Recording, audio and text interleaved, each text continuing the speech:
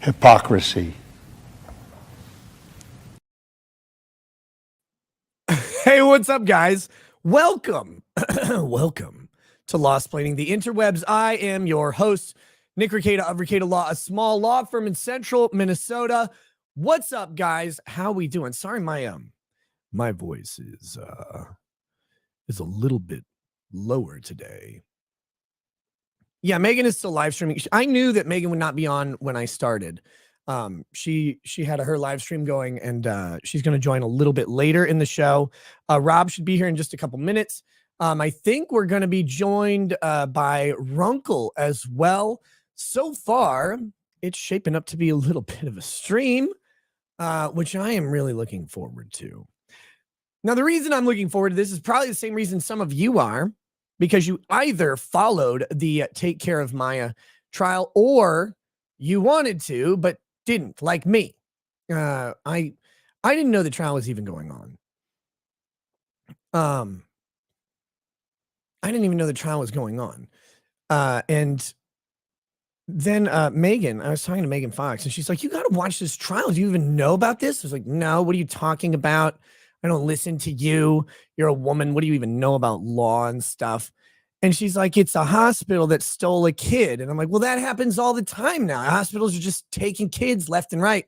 And I guess it's fine because parents are all bad at everything they do. So the hospitals are always, I've never heard of a better parent than a hospital. So I, of course, agree with this. And I'm like, yes, the hospital should take the child away. And then she's like, it's terrible. The mother killed herself. And the hospital is like, they're suing the hospital. And I'm like, well, you know, like, is it a Canadian hospital? Because that's what they do there now, I guess. And she's like, no, we watched the damn trial. I'm like, Megan, I would love to. I just can't. I don't have the time. And then she's like, don't watch Rob's show, though. Like, don't do that because I'm kidding. I'm only saying that because he's backstage. I'm going to bring him on. Hey, what's up, man? Hey, bud. How you doing? Good. Oh man, I'm doing pretty good. I'm glad to have you here. It's been a few since you've been on. And it was like, yeah. And I was like, I want to talk to Rob again. And then I saw that I was gonna talk about this trial, and I think you'd messaged me about it the other day too. And I was like, oh, well, the verdict just happened. We can kind of recap this. I know you're covering it. Heard high praise to your coverage, and people were watching, and I'm sitting here going, I remember the Justina case, right? Do you remember Justina, Free Justina? And I'm like, I was so pessimistic about this trial. Like, I thought there's no way that the hospital was going to be held accountable. And so I'm really looking forward to finding out just why they are, because from what I understand, the civil lawsuit isn't necessarily about the abduction of the child or the termination or the interference with parental rights as much as it is about the induced suicide, right? Is that or am I completely wrong? No, you're not. It's a complicated case. I've been doing kind of a summary before every recap of the trial and how we got here. Yeah. So Maya Kowalski was age 10 when she was admitted to Johns Hopkins All Children's Hospital, JHATCH for short. And she was admitted October 7th of 2016 with acute abdominal pain. Now, she had a prior diagnosis of CRPS, complex regional pain syndrome, a syndrome that we know very little about, but that we are getting increasing awareness of. And she had this prior diagnosis of CRPS, and she had been receiving some treatments for that after going through physical therapy, occupational therapy, and psychological therapy. And she had gone to ketamine therapy as a form of relief. And when she was admitted to the hospital, she had been admitted to the hospital after 2 prior trips to Mexico where she received ketamine-induced comas to kind of reset the brain. Ketamine is a dissociative drug. It's one that basically disconnects the neural synapses from the brain so that you can kind of recalibrate. And the hospital began to immediately question the diagnosis. And they were looking at the amounts of ketamine well in excess of what the hospital was authorized to administer. And in the days that followed, the hospital started to, questioned Beata Kowalski, mom, rather aggressively. Right. Hospital initiates a phone call to DCF. DCF ignores the first phone call. Second phone call they ignore. Third phone call, I think that was when they started the shelter order proceedings. Shelter order gets in place, and the shelter order lays out the parameters for contact between Maya and her mother. The hospital believes that they can go beyond that and starts to engage in a course of conduct that is questionable at best. When you And say go this, beyond that, you mean go beyond, like cut off the mother from, or reduce the amount of contact that the mother was authorized to have? or place additional restrictions on it. Okay, Like sure. the hospital started supervising the contact and communications. They started They to put always hospital do. staff outside the door. They started to, I mean, they put the child in an EEG room for 48 hours to monitor the child. They said it was for some medical reason of confirming the diagnosis, but realistically, the hospital was monitoring to try and confirm that she didn't have CRPS. They tried to Right. confirm that she could, in fact, get up and walk around. And They this did is that. Johns Hopkins, right? JHatch, Johns J Hopkins All Children's Okay. Hospital. So JHatch, All Okay. Children's Hospital was a hospital that existed in Sarasota, Florida, and was acquired by Johns Hopkins, I think, in 2011. So their staff started to, via risk management, really go beyond the scope of what the order allowed them to do. They denied the Eucharist. They prohibited the priest from accessing Maya. Like, and these are things that are not necessary. Like, there's no discernible reason to like deny religious services. Especially like they're Catholic. You said Eucharist, so I'm assuming they're Catholic, right? They're Catholic, and they denied the Eucharist because they believed that the mother was trying to get ketamine to Maya via In the the Eucharist. Eucharist? Yes, that Look, I was mean, their those things contention. already taste bad. Wait, how much? So I not too long ago, I saw this article pop up in my Google News feed, and it was the guy was he's a former combat medic and now a children's doctor, and he was specifically talking about ketamine as he calls it like the greatest drug that exists. He wasn't talking recreationally, but of course he was talking about the overlap of the medicinal purpose of the drug and the Mhm. recreational usage of it. But he's like, from a medicinal purpose, when you have pure ketamine that is regulated and safe, it's not laced with a bunch of bullshit. He's like, this is a drug that is miraculous because the overdose limit is so high. It's disassociative, like you said. The things that you can do to people while they're under it are insane. Like he would perform field amputations and stuff as a Yep. combat medic. And soldiers, you don't know, like they don't know what's going on. They don't really care. It's an anesthetic, a paralytic, but it preserves the airway, the airflow through the lungs and air passages. They don't collapse or shut down from the paralytic.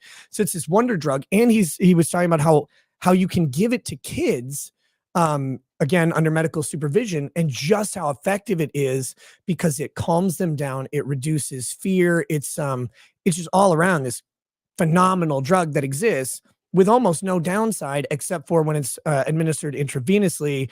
There is a risk of a blood clot that, as long as they're monitored by a medical professional, it can be addressed very quickly. But other than that, he's like, this is an amazing drug. And like you said, the disassociative part allows for ketamine therapies become like a very popular thing lately. And it's actually, I think the article I was reading it was like the drug of Silicon Valley right now is ketamine. Because of Well, this stuff. and the other curious thing was the hospital puts on expert after expert, right? Expert after expert saying how dangerous ketamine is at these levels, at this level that she presented to the hospital having. And the hospital goes and they say how it's not approved by the FDA for use in children. But then the hospital puts on an expert, and the expert says, well, yeah, no medications are approved for children by the FDA because FDA approval for medicines in kids is just not heard of. I was like, well, that's you shooting yourself in the foot, hospital. Like, Yeah. why'd we hear all of this? But Wait, so that it was the was really, hospital's expert? oh, it was You'd the hospital. I mean, think they would have seen that coming. it was this trial And the plaintiffs laid a trap. And this has been my highlight of the trial. Talking about it was the plaintiffs laid a trap, and kudos to them, man. I didn't think that they could possibly do this, but they lay a trap because the hospital, unbeknownst to all of us that were viewing this, the hospital had been under an IJ finding, imminent jeopardy of losing CMS certification. So Center for Medicaid and Medicaid Services, Medicare and Medicaid Services, Ooh. was about to remove their accreditation. And that was in 2018, but it's a retroactive look back period, 3 years, which is Okay. the time period that Maya Kowalski was there. So the plaintiffs put on this expert, Dr. Joe Corcoran, who just created a YouTube channel, and I'm going to be interviewing him at some point in time next week. But Dr. Joe Corcoran was their expert, and in direct testimony, he starts talking about systemic issues. I'm saying, well, this is interesting, because you can't bring in systemic issues to prove that the systemic issue caused this particular incident unless you have a causal connection. You need the causal link. You can't just say hospital bad, therefore this injury was because of that. Right. But the defense saw that, and the defense brought in a person, an expert in their defense, that was a Mr. Anderson, witness Anderson, cross-examined by attorney Anderson, very confusing. But witness Anderson testified that the hospital was above board. The hospital was great. They had the blessing of CMS and the Joint Commission, and they were all well and good. The problem is that expert had only reviewed a 4-page summary of the IJ findings, not the findings themselves, a summary. So he got slaughtered on cross-examination, but had testified that the hospital was above board. Well, on the last day of evidence, the very last day, the plaintiffs are presenting their rebuttal case, and they start presenting all the IJ findings because it was rebutting the testimony that the hospital was all well and good. Well, it opened Pandora's box. And on the very last day of presenting evidence to the jury, the plaintiffs got the opportunity to present the fact that the hospital had this imminent jeopardy finding, and that Right. the report found egregious and widespread issues directly impacting patient safety and patient care and well-being. And that was the last bit of evidence they got to produce to the jury. Oh, that's devastating.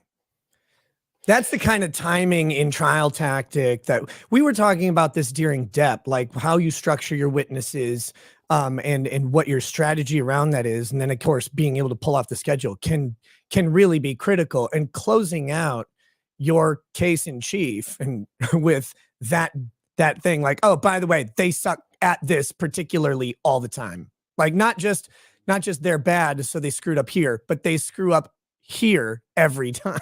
Here's all the list of it. Then they go, maybe they shouldn't be allowed to take children. Well, and the judge's remarks were fantastic. The judge was furious, properly so, because the judge said, the defense put on a witness and elicited from that witness to the jury that the hospital had the blessing of these federal agencies and state agencies. They elicited testimony that very well might have been, based on this suggestion, incorrect.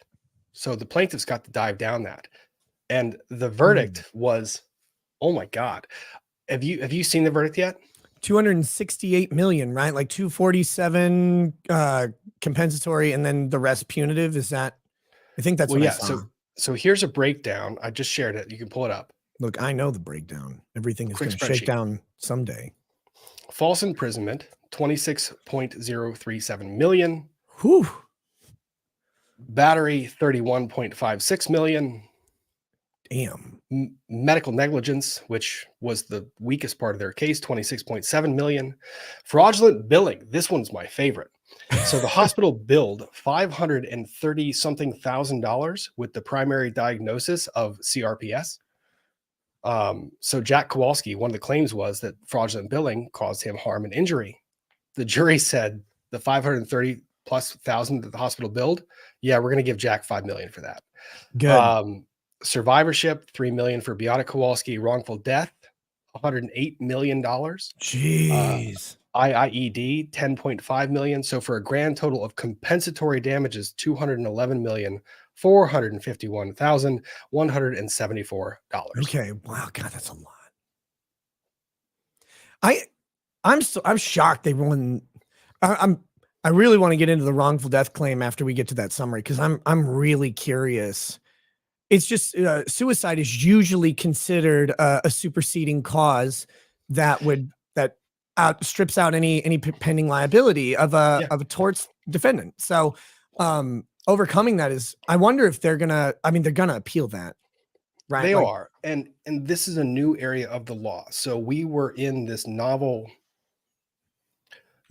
area of law that has been first litigated in the criminal context, where you have criminal codes that are adopted for cyberbullying primarily, mhm. right? You have cyberbullying where states have started to recognize that cyberbullying is such a problem that it can be something so serious that that presumption of the self-deletion being the voluntary act of the person that's doing it can be Is taken away. The voluntariness can be right. It's taken away. rebuttable. Okay, wait. Yeah, So this is what state was this in?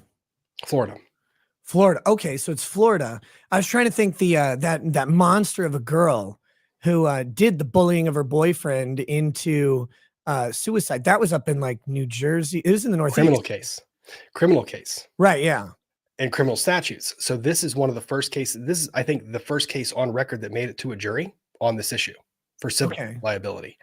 So And you the definitely standard don't that, want this issue at a jury because a jury is going to see that this can be done. Whereas this would be the distinction between a bench trial and a jury trial is a judge might say, yeah, but you have a superseding cause that, while the person may have said or done all these horrible things, ultimately the victim, as they may be, took their own life and they couldn't have forced them to do it under these circumstances. But with a jury, they go, yeah, you take away someone's kid, you tell them that they're crazy and that they're a monster and they're causing their kid's sickness for years and years and years, and they have to do all this to come up. Of course, I can see how that would be their fault, right? Like that's yeah.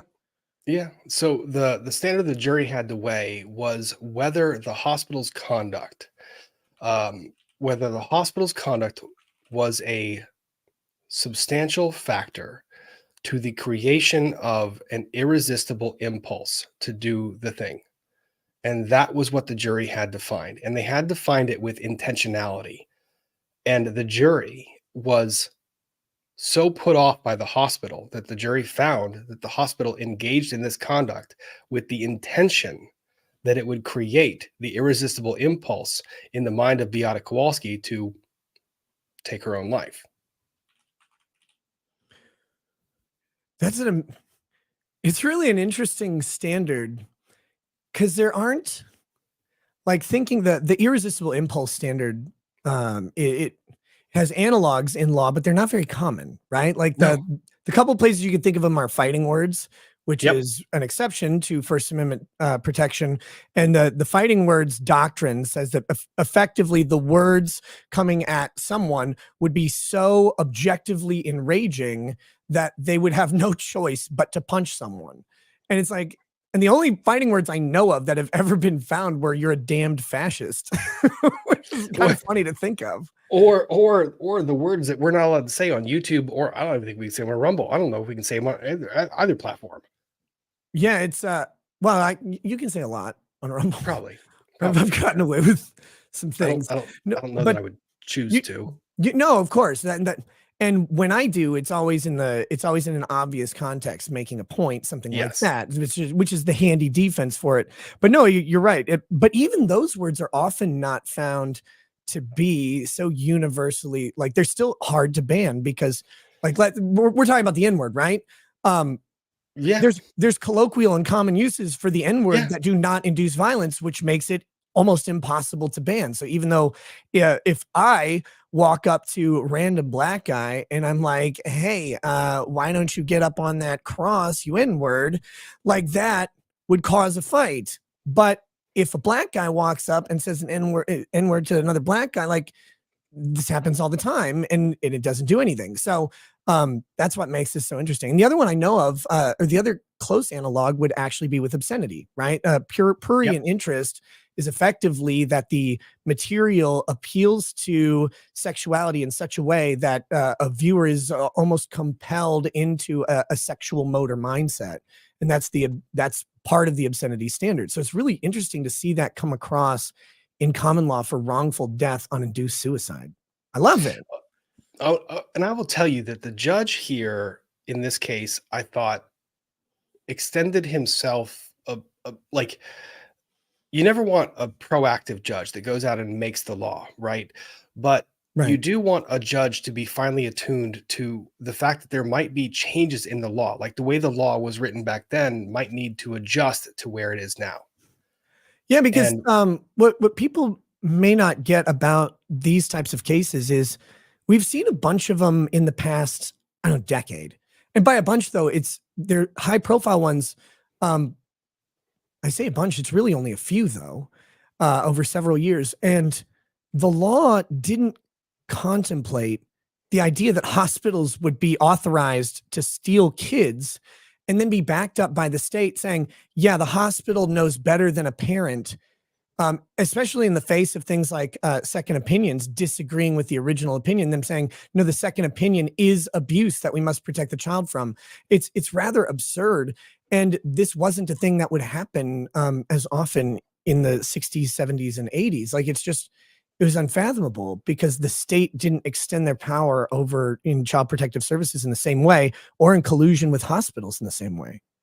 well, and you know that it always takes that one case, right? Where you get the cases that are on the borderline where it's questionable whether they have gone that far, but they're still kind of playing and tiptoeing along the lines.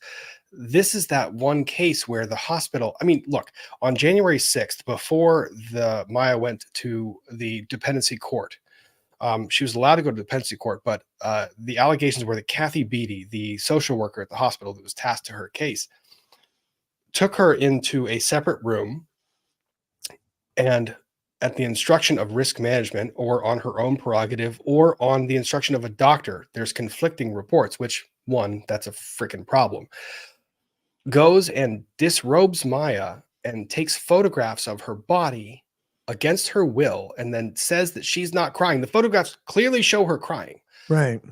Photographs against her will of her body in, and they say it's a sports bra. No, it's a training bra. This is a child in a training bra. It was so bothersome when this testimony was going on. And when I recapped it, I I had the image up because I was trying to explain it and I had to pull it down. I couldn't look at it anymore.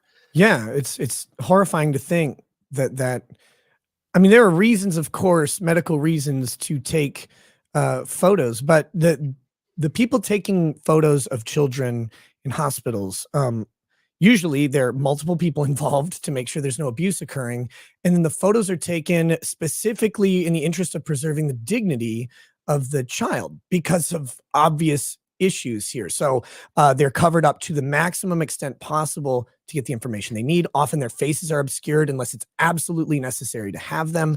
You know, Yep. the photos can be taken very close up and localized. I mean, there's all sorts of ways to do that. And that's not what was happening here. You're saying Well, and here's the thing. Those photos, the hospital tried to say they were taken for diagnostic purposes. They were taken in the course of employing the standard of care for this particular ailment, CRPS or conversion disorder. But they were taken for a medical purpose. The problem is they are nowhere in the child's medical file. They were in the risk management file. yeah, yeah, that is a problem. Seems like one they could have easily fixed too, just like put it in both. Well, they tried their fair bit of fixing when it came to documents and production. I mean, the discovery issues in this case were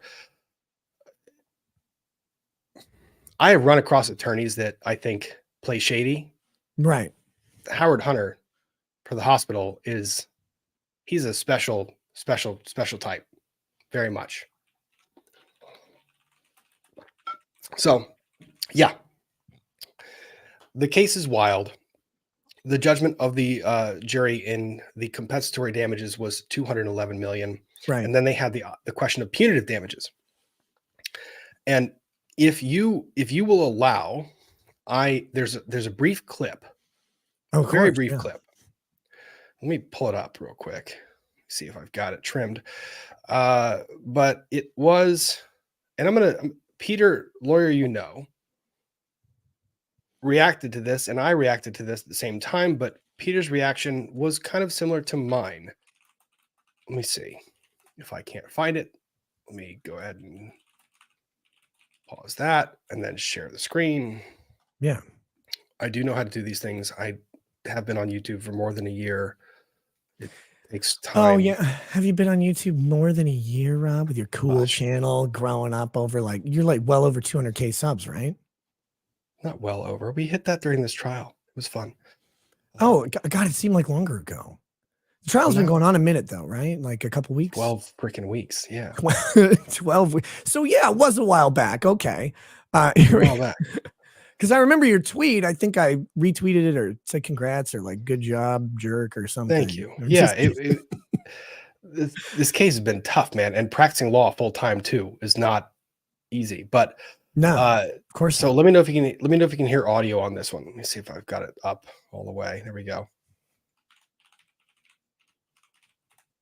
Can you hear? Nope. Son of a every freaking time. Hang on. I'm gonna do it this way. Share video file. Video file. Oh God. There it is. Now you can pull that up. Yeah, here we go. Statement by the current president of Johns Hopkins also now I got it. Alicia Schulhoff. 1 minute, 2 seconds. Okay, let's play it. Spoke the audio because I had it on Zoom. If Trago strikes me, I'm going to punch him. No, it's fine. To a patient in 2016. We anticipate that the jury will begin deliberating in the coming days. We don't really know how long they will deliberate, but you may hear the verdict before we're able to communicate with you directly. Please know that given the nature of this case, any decision will be complex and will take time for us to fully analyze. As a nurse, So context. This is being introduced, and they're trying to introduce this in the punitive damages phase.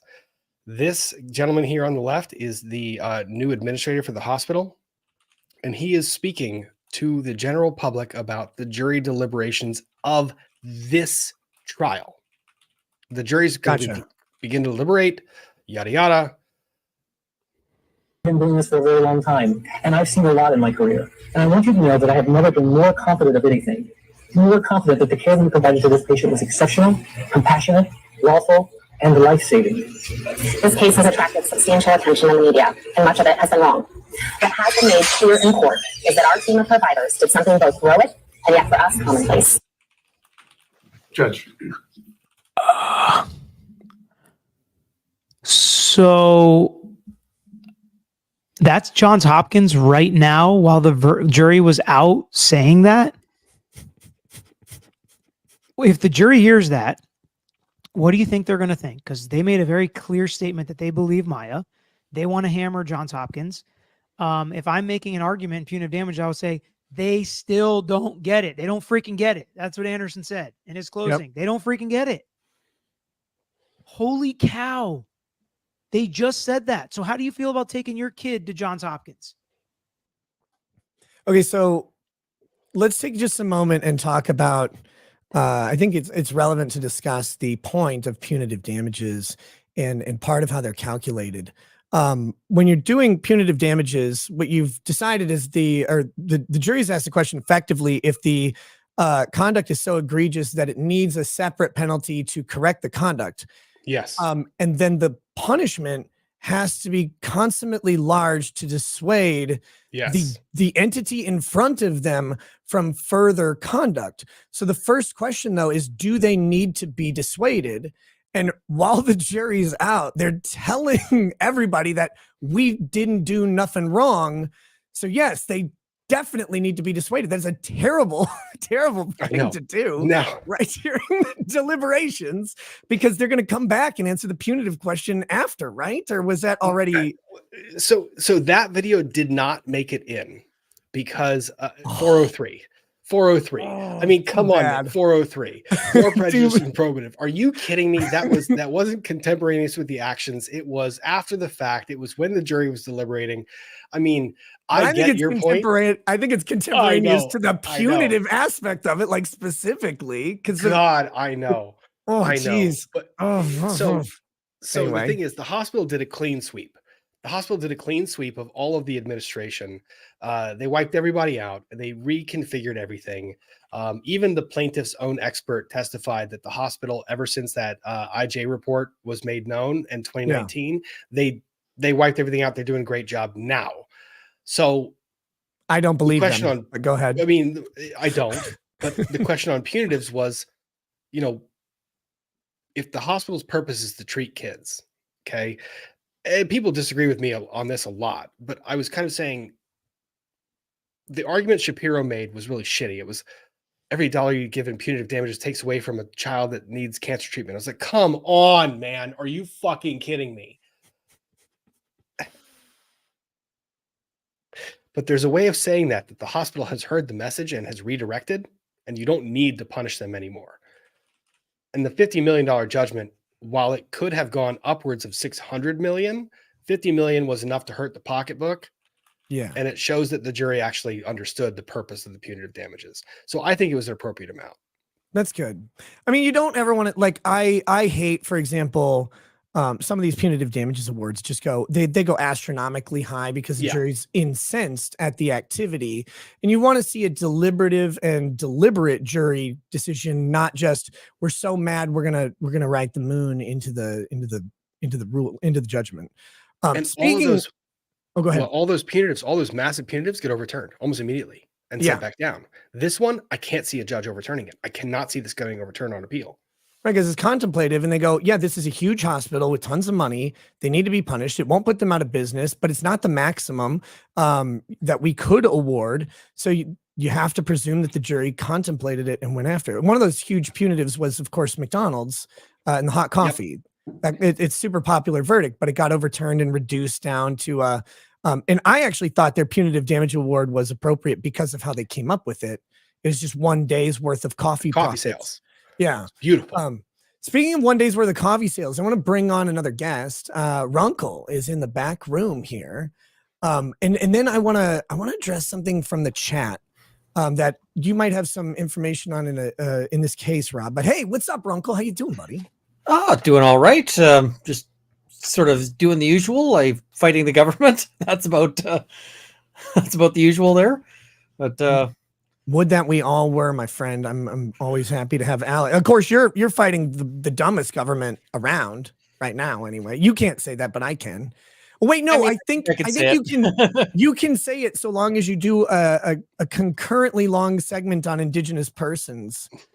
And so long as I'm not actively in a hospital, so they can't maid me. Oh God. Well, good to have you on. Rob, there was a question from the chat. And a concern from a chatter about the basically mandated reporting of child abuse from medical providers, a fear that this will chill the mandated reporting that medical providers will do, and that potentially that the immunity issue, because you're granted immunity. I believe, though, you're granted immunity from defamation for a mandated report, not granted immunity from all civil liability for mandated report. Can you clarify that issue? No, clarifying the issue. And this is something that's actually kind of pissed me off. And one of the reasons why I got into this case in the first place. So to those of you who don't know, I'm a domestic relations litigator. So I practice in the area of family law, which includes, in some cases, removal proceedings like this, shelter proceedings, dependency proceedings. And you are immune, statutorily immune from litigation, civil liability, anything, for making the call. If you make the call, making the call alone, you are immune. Period. End of story. Now, the actions that take place after making the call, not immune. If the action is in furtherance of the investigation with the blessing of DCF or CPS, you're safe. But the phone call itself, the reporting itself, you're immune to make that phone call. And if you have a well-founded belief, you make the phone call. The argument being made by Mr. Shapiro, Ethan Shapiro, for the hospital was that you're chilling or telling these providers not to reach out. And that was a bullshit argument. They're still reaching out. Providers reach out. If you have a good faith basis to believe that medical child abuse or child abuse exists and you're a mandatory reporter, you report the fucking child abuse. But then you always get this floodgates argument for everything. Like Rittenhouse, Yes. they're like, people are just going to shoot everybody. And it's like, no, Yeah. they're going to maybe shoot people who are actively trying to kill them. And that's to be expected, right? But they try Well, to do that on everything. Like, nobody's going to call. Well, maybe don't torture the kid. That's that's the part, Ian. That's the part right there. That part right there. You are immune in the act of making the phone call. You made the phone call. You did the thing to report to the authorities. Anything you do after that phone call, for example, in the context of this particular hospital, they made the phone call and then they told the parents they could not leave. That second part, Wrongful imprisonment. Yeah. You don't get Cannot immunity do. from that. That has nothing to do with Exactly. the phone call. And I was talking to my new law partner because I'm with a new firm, but I was talking to my new law partner, and he was saying, I was recapping this case, and he said, "Oh my God, this sounds like a case I had where I was representing a family, and they were in the hospital, and the hospital said, we can't discharge you," and they said, "F you, we're walking out," and they said, "We will send security after you," and they said, "No, we're walking out," and literally the hospital called security, and security was chasing them through the parking lot. what? With what authority? There's What authority? there's almost nowhere that you can do that. I mean, even it's hard to do that, and especially once they get out of the building, even in a retail environment. I mean, the moment you're in a Walmart parking lot, like their pursuit of you becomes highly questionable because they have other means to affect the purpose of their attempted detention than the detention once they're out. Like they can take down a license plate, they can do descriptions, all of that, and then they can leave it to law enforcement because that's not what they are. When in the medical context, again, the justification for stopping parents from taking a child out has to be literally to preserve the life of the child imminently in danger. And I was going to make that caveat point, Nick, because that's a really good point. Like, let's say a kid is coming right out of surgery, right? Still sedated. They still are under assisted breathing, right? They have assisted breathing. They have their a breathing tube in, and you're like, I'm going to take my kid out. No, the hospital at that point in time is properly saying, no, you cannot remove this child because that's their job. That right there in that context it's a death sentence if you let that child leave the hospital. Right. You can't remove like a kid who's under anesthesia. Yes. Because, In the like, middle of a surgery when these a are- knife, like scalpel and cutting over, I'm going to take my kid out. No, you can't do that. Got a But basketball if game, you got to go. Sorry. If a child is sitting in a room, not under surgery, not anesthetized, you don't have authority to detain them. You don't. Right. Even, I mean, the amount of things that you can think of where a child's life is imminently in danger to the point where leaving a hospital would be dangerous, would be, like present cardiac arrest, lung collapsed lung, advanced appendicitis. I mean, The things kid's that got would a be, knife sticking right out of them. and actually, as long as the knife's in there and you plan to go to another hospital, you have a good argument. Kind of, yeah. Because if the knife's not pulled out and the blood isn't spurting, that they're likely not going to die anytime soon. And it's wild to think like how imminent it has to be to detain someone. Wrongful detention is you have to prevent someone from moving in effectively any conceivable direction. They have to be confined, and the justifications for it have to be so massive because you're depriving someone of all liberties. Yes. During that time. I mean, you can't do anything. And when you think about how strong of an exertion of force that is, even if you're not physically touching them, it's massive. That's why it's so limited when you can detain someone without like a legal authority to do so. And that's been one of the biggest fights I've had with a lot of people, either in chat or whoever's been covering this case, is that wrongful detention element. People are like, well, there was medical child abuse. At some point in time, you don't have, take the argument for the hospital to its logical conclusion, right? So the hospital, an entity, an individual has suspicion that something is happening. Now employ that logic that the hospital is then authorized to detain you. Now take that to its logical conclusion. I'm on the street. I'm walking around a grocery store and I see a mother that is disciplining their child. do I then have the authority to go and take that child and detain that child against the mother's wishes to remove the child from the store? I've seen something that I believe to be abuse. Do I have the authority to detain that child? You're taking a lot of risk touching that child. Like, I mean, Yeah. massive amounts. You can disagree a lot with with types of physical discipline or verbal discipline that seems extremely abusive in the moment. You can have all the disagreements in the world, but the reality is, like, you're going up against varying cultures, various understandings. You may be perceiving something that is worse than it is. Your value system is not someone else's, and outside of again imminent severe danger, I mean, you have to justify it as if you'd be able to pull a gun and shoot the person to save the child. Kind of like you witness a kidnapping, and even then you'd probably get sued. If you're witnessing a kidnapping and you go and grab that child in the middle of a kidnapping, you would probably still face some harsh questioning from the authorities. Well, and the number of people who get that wrong, like they see some black guy grabbing a white kid who's screaming, and they don't realize that's dad, and this is like a kid who's screaming because they just want to play at the park another 30 minutes. Yep. And it's like, if you step in there and you intervene, you're in the wrong, and you get to eat all of the legal consequences, which can be severe. And if dad pulled a gun, he'd be cool. Justified in shooting. Person saying my kid.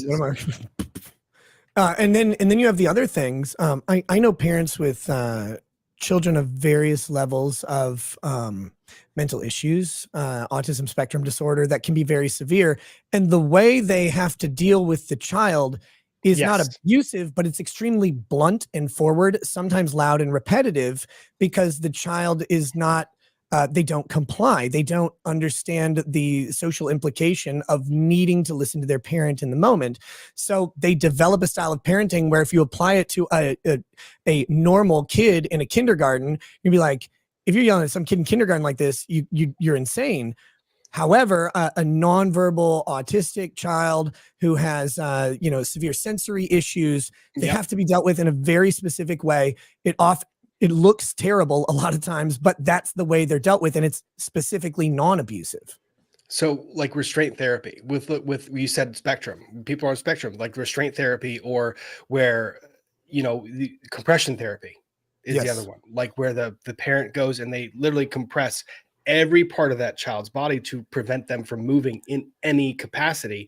And that's what you have to do in that setting. But to the outsider that doesn't have any information about that child, it looks like the parent is smothering the child. Right. They're not. And they're very likely protecting the child from self-harm. Yes. Yeah. I don't have to go that far, and I really don't have to. My kids don't require physical discipline at all anymore. But when one of our children was younger, they would get extremely angry, and they would, occasionally kind of go after their siblings. Now, they were smaller than their siblings, so they weren't like particularly in danger, but calming this child down required just a restraint, not like a full compression hug, but you had to physically grab them and hold them and say, calm down. I need you to breathe. We would have them count to 10 in Spanish because it causes them to think like outside of their normal thing. And, uno, dos, and they'll go through it, and that helps them calm down. But you have to get that physical reaction to stop to then trigger the mindset of I need to calm down. But if you just watch that in a grocery store, you might be like, what is this person doing? Like they're crushing this kid or whatever. And it's wild to think that people will take these steps on those grounds because you're really at a lot of risk here. You don't know what's going on unless you know those people. Then it's a different story, obviously. But speaking of people we know, we got a couple more guests in the chat that I would love to bring, or in the green room that I'd love to bring on. Also, who are watching this case. First, hi, Megan. Hi. How's it going? Megan, how you doing? I'm good. How are you? Good. It's been a long time, Nick. Yeah, I know. It's because you hate me. That's cool. You ass. I've been inviting you on to shows every single week, and you're just like such a liar. It's not even funny. You lie like crazy. You're always too busy. It's fine. I am. I Be a am. dick. I'm Just too busy trying to smash my head through my desk. Speaking of being too busy, I'm always too busy for my other friend here as well. What's up, Kurt? How you doing, buddy? Hey, Kurt. Yeah, well, it's fine. We know where I stand in the priority queue. I brought people on in order of appearance in the green room, very specifically. So just so you know. Hi, Take Kurt. that. How are you? I'm well, thank you. I just came back from visiting my parents, and I'm happy to be back in my house. So I things are saw good. you teaching your mom how to use her phone. It was very Yes. sweet. It's very Whoa, relatable. I didn't see that. And Ian, it's good to see you too. Likewise, it's been a while. It has. This is so gay. It's been All right. so long because Nicholas This is Ricada kumbaya. Do has we need not- marshmallows or a fire or something? When do we start yelling at each other? Does that start soon? Oh, we're gonna do it in a You minute. know, there's topics, and I don't think we need to go there. Let's do it. No, I'm all of you guys. Well, actually, Ian, were you covering this case as well, or I did kind a of on little the bit of periphery? looking at it, but I have been locked in a fundraiser, and also I had a whole bunch of I had to get a factum done fighting the government. So He's I was too like- busy helping children of a more worthy hospital. Dude, Well- yeah, you're fundraising. You're like number 2 on the list, right? Like you killed it. Yeah, I'm number 1 if you disregard like corporate donations, because the Cool. number 1 is Wizards of the Coast, and I can't compete with Wizards of the Coast because they donated $250,000, but I raised Why don't you donate? 113,000. Why don't you donate He's- $250,000? He's not Hasbro. He's not. I don't Hasbro. have any $250,000. You got $250,000 Canadian. That's like $83. I could sell my house, and I don't think I could match their donation. Dude, that's awesome. I feel bad. I was gonna share your campaign, and then my that weekend, was it last weekend? Yeah. Yeah, it was that weekend went to absolute shit, and I was not. Oh, it's a long just story. crazy. It's a long story, but anyway, I'm glad to have you on. Kurt, I know you were following this. Megan, you were following this as well, and we've just been kind of going Following through. it, I've been in my seat for 33 days. I've been in this chair for 33 days. Oh, 33 days, 6 to 12 hours a day, depending. I think I did a 12-hour stream, whatever verdict day was. Holy shit. Thursday. I am, Thursday. I'm losing track of days. I'm completely exhausted. And also, lightly following the case. That's what I said. Oh yeah, and I trust me, Megan's when Megan has been watching this case like for about the 6-hour mark, like when she gets to that level of like tired of watching it, her opinions get spicier and spicier and spicier, and she gets more blunt and more blunt and more blunt and more blunt. And while I agree with a lot of the sentiment, oh my God, did she come in with some heat? well, Oh, I know, because that's when. but she I'm not a texted me. lawyer, Rob. So, I don't have to worry about the bar, and I don't have to worry about being, You don't have to. chastised in court by some judge. So None I of get us it. do either, because I'm the living proof. They will never disbar you, no matter what you say.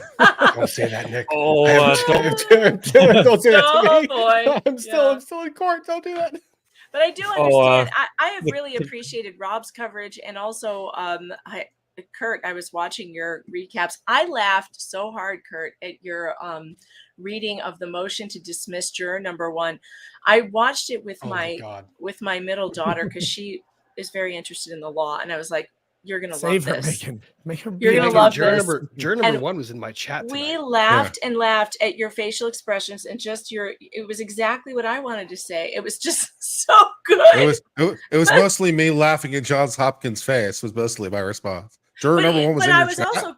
I was shocked Yeah. that you were so convinced that the judge would Okay. totally deny it. I was shocked because I thought, as a non-lawyer, I'm like, well, they're making a pretty decent argument that it just the appearance of it, maybe he'll do it. No, just I because he thought it was incredibly stupid and laughably ridiculous. And somehow was. Maya's team almost walked into the unforced you error, believe because that? when I was doing the recaps, it's like, we object, we don't object, we object. I'm like, the judge had to spend a good 20 minutes on what is your position?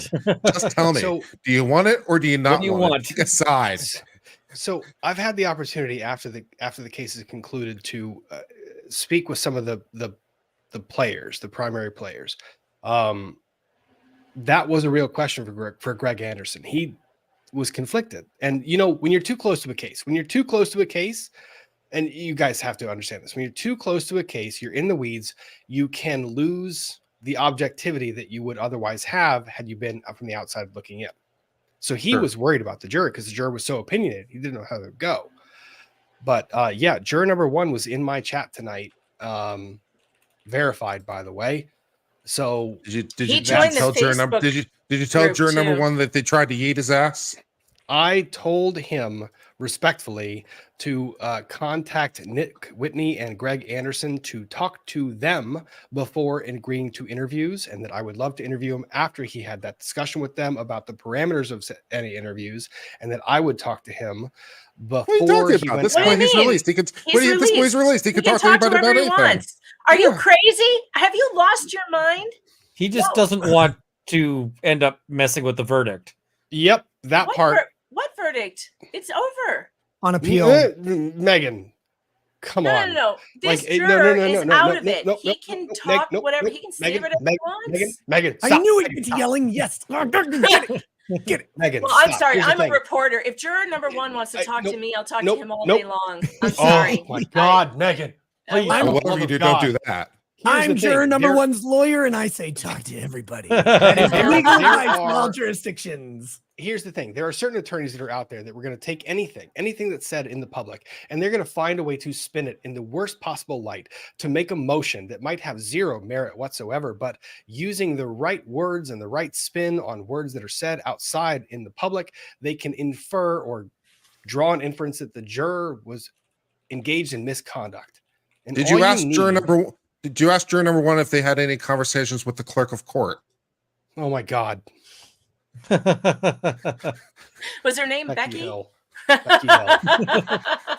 No, that's the situation. That's the situation I want to avoid. This jury. I don't know how that's your problem, though. That's not my problem. His problem. It's their problem. And if he wants to talk, he is allowed to. The court literally told him, you may talk to reporters, you may talk to the press. So let him do it. That's fine. That's fine. Juror number 1, please email me, Megan Fox, .writer at protonmail.com. You can email my Uncivil Law channel. I'll talk to you. Yeah, I mean, Rob doesn't want to talk to you for some reason. It's fine. If Rob you doesn't care want about to. the Don't verdict, go on you're Rob's gonna hang show. on He for a doesn't want to second. talk to you. If you care about the verdict, you're going to hang on for a second. Juror number 1, if you want to talk to me, I'll talk to you about books.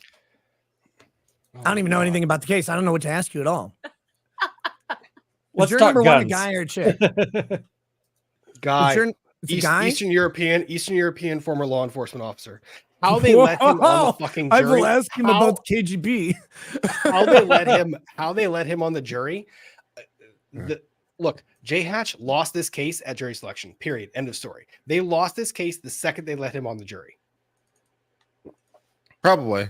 Well, but wait a minute. There were 5 other people that Doesn't had to matter. be in agreement. Okay, so let's talk about jury dynamics. And with what I do not have extensive jury trial experience. However, I'll just go ahead and quote one of my professors, my civil procedure professor, whose entire firm is related to creating mock juries for large corporate interests, particular, and he's been the special master on the Bayer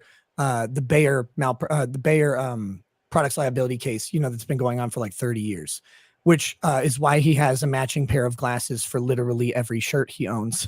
I'm pretty sure, but no. So one of the things he talked about a lot on juries is that in your average jury pool, and what his firm does is they would get like 3 or 4 test juries. They would all watch, they'd be isolated from each other, but they'd all watch the exact same trial, and then they'd deliberate, and then they'd compare those things, and they sell that information to a party in a lawsuit, typically a moneyed party, a corporate interest, and then they would get to assess if they want to go to jury trial. Because what you might find is four juries ruling against you on the facts that are going to be argued, and you're like, oh shit, this looks bad for us, we'll settle.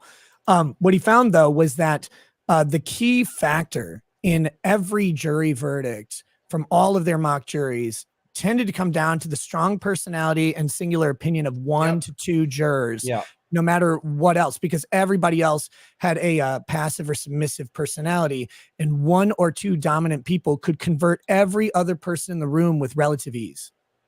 So I think that's what Rob is saying about why this guy, he's going to have false credibility because he's a law enforcement officer. If you're so concerned, though, that anything that is said is going to be used against them in an appeal, then maybe you shouldn't even be saying this about juror number one, because already they've made wait a minute, They they've can't already use put Rob's a quote. motion. Like they can't use Rob's comment. They've already used a motion to kick him off the jury. So they're going to be going after this guy anyway in the appeal. But they can't use Rob's comment to do anything, but they could use his. Rob is mean against Paul. No, thank you. No, Ian is right. The thing is, Megan, they can't use my commentary. They can't use my observations. They can't use anything I say.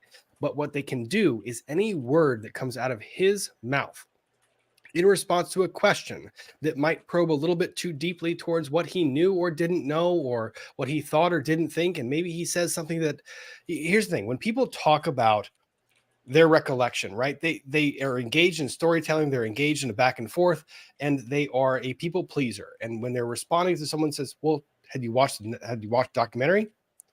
Well, I didn't, but my wife did. She talked to me about it.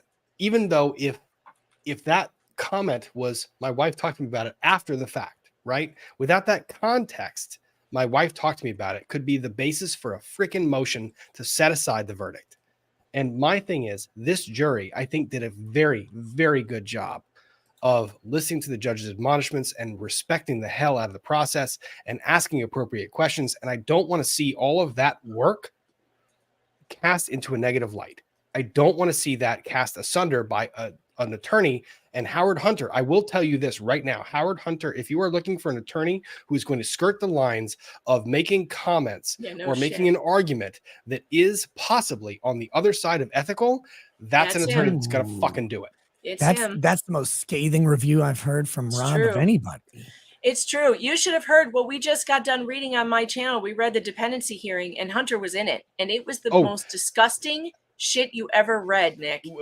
Did you, Megan, did you read after the fact? So after Beata Kowalski removed herself from this earth, God bless, I hope that the family heals from that.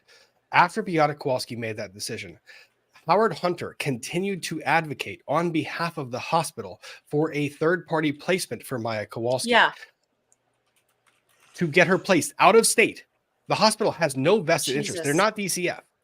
Howard Hunter argued emphatically for Maya Kowalski not to go back to the Kowalski family. Which hearing was that, Rob? It was after the act in the. Do you have that transcript? It's in my emails. I'll send it to you, Megan. I want that. I want that. Let's blow that shit up, because that's horrible. And I heard we couldn't figure out when we were reading this January dependency hearing. So it was the one right before that Beata died. He was again arguing vociferously that she needed to be sent out of state. And I think that we should check to see if the two hospitals he mentioned, the Cincinnati one, and there was one other one that I can't recall, are they tied to Johns Hopkins in some way? Does Johns Hopkins get to, if they were to transfer her there, they get to keep billing and billing and billing? Is that what this is about? About keeping their cash cow? They have this kid who's a cash cow that they need to just keep in the system, just bring in those sweet, sweet state dollars that they're getting from that sweet, sweet federal money that gets released when you have a kid in dependency. Is that what it was about? I don't know. I was relatively neutral on Hunter until today's argument, when fuck him. Wow. And the horse he rode in on. Like, honestly, fuck him and the horse he rode in on. I hope to God I end up in court with him at some point in time, because he's an ass. And so is Shapiro. I'm sorry, you love this guy, but it's like this everybody named Shapiro is terrible. He talks to the court. He talks to the jury like this. Please, please, please don't. please don't take away all of our money. No, that that we was used Megan. That to was Megan. kidnap That was the right argument. The right argument was to be, please. You know what the wrong argument please, was? No, the right argument was, please, sir. Yeah, right. That would be the right one. But that's not what he did. Please, we know that we did wrong. Please do not harm us more. Please do not do it. No, but what he did was he was like, every dollar you award them in punitive, you're taking away from a sick kid with cancer. Fuck you. Yeah, and he also said her mother was taking away. Her mother was giving her ketamine, and her mother was this, and her mother was that. The jury already decided that not only did they not care what her mother was doing, they blame you for her death. How on earth do you go back to a jury who just told you you are liable? You're totally liable for all of this. And then you go back to them and say, well, I'm going to try and do my case again here. We thought there was something wrong with Beata. We had no intention to harm the child. Our intentions were good. The whole thing about like, I'm, well, he's like, I'm not going to, he phrases it in some fashion of like, you guys got it wrong, basically. And I'm like, whoa, just take some humility here, guy. Here's, I want to Did you hear something. Hunter afterwards? Because he said, they still believe they got it right. They still believe that they saved her life. Don't make fun of me. I see you over there. You cut me off and I was mad at you. You're like an Asian woman in traffic. I can't help it. Go ahead. Because they cut you off, Kurt. Because Asian women can't drive. I got it. No, here's I want to address something from chat. This guy's been talking a lot throughout the thing. I know he's not a troll, he's speaking in good faith, but he has kind of a contrary opinion to a lot of what's been said. Hugh Jerkishan, he's saying that the attorneys on this panel are very biased and talking about like hospitals have experts and stuff. Let me offer a couple points of kind words in regards to the legality of this and just what's at stake and what's going on. Kindly fuck yourself. And I'll say that with the most respect I can muster, because what you're talking about is a hospital intervening in the parent-child relationship. And what everybody seems to ignore is you say something like, well, hospitals have experts and blah, blah, blah. Hospitals have a vested financial interest. And that's what Megan was alluding to earlier. Hospitals have a vested financial interest in removing the parental rights from someone where they get to maintain via state dollars or insurance company dollars or some combination thereof ad infinitum, someone on extremely expensive ongoing inpatient care. And then they get to justify additional resources being spent on this person. And when you simply say, well, they have experts who say medical abuse is occurring, what you tend to find in these cases is that medical abuse is not occurring when they're actually depriving parental rights. And they're acting as governments, sometimes with at least quasi involvement from governments. But let me simply say that one of the worst judges of abuses of parental rights is your average county government and the Child Protective Services team. No shit.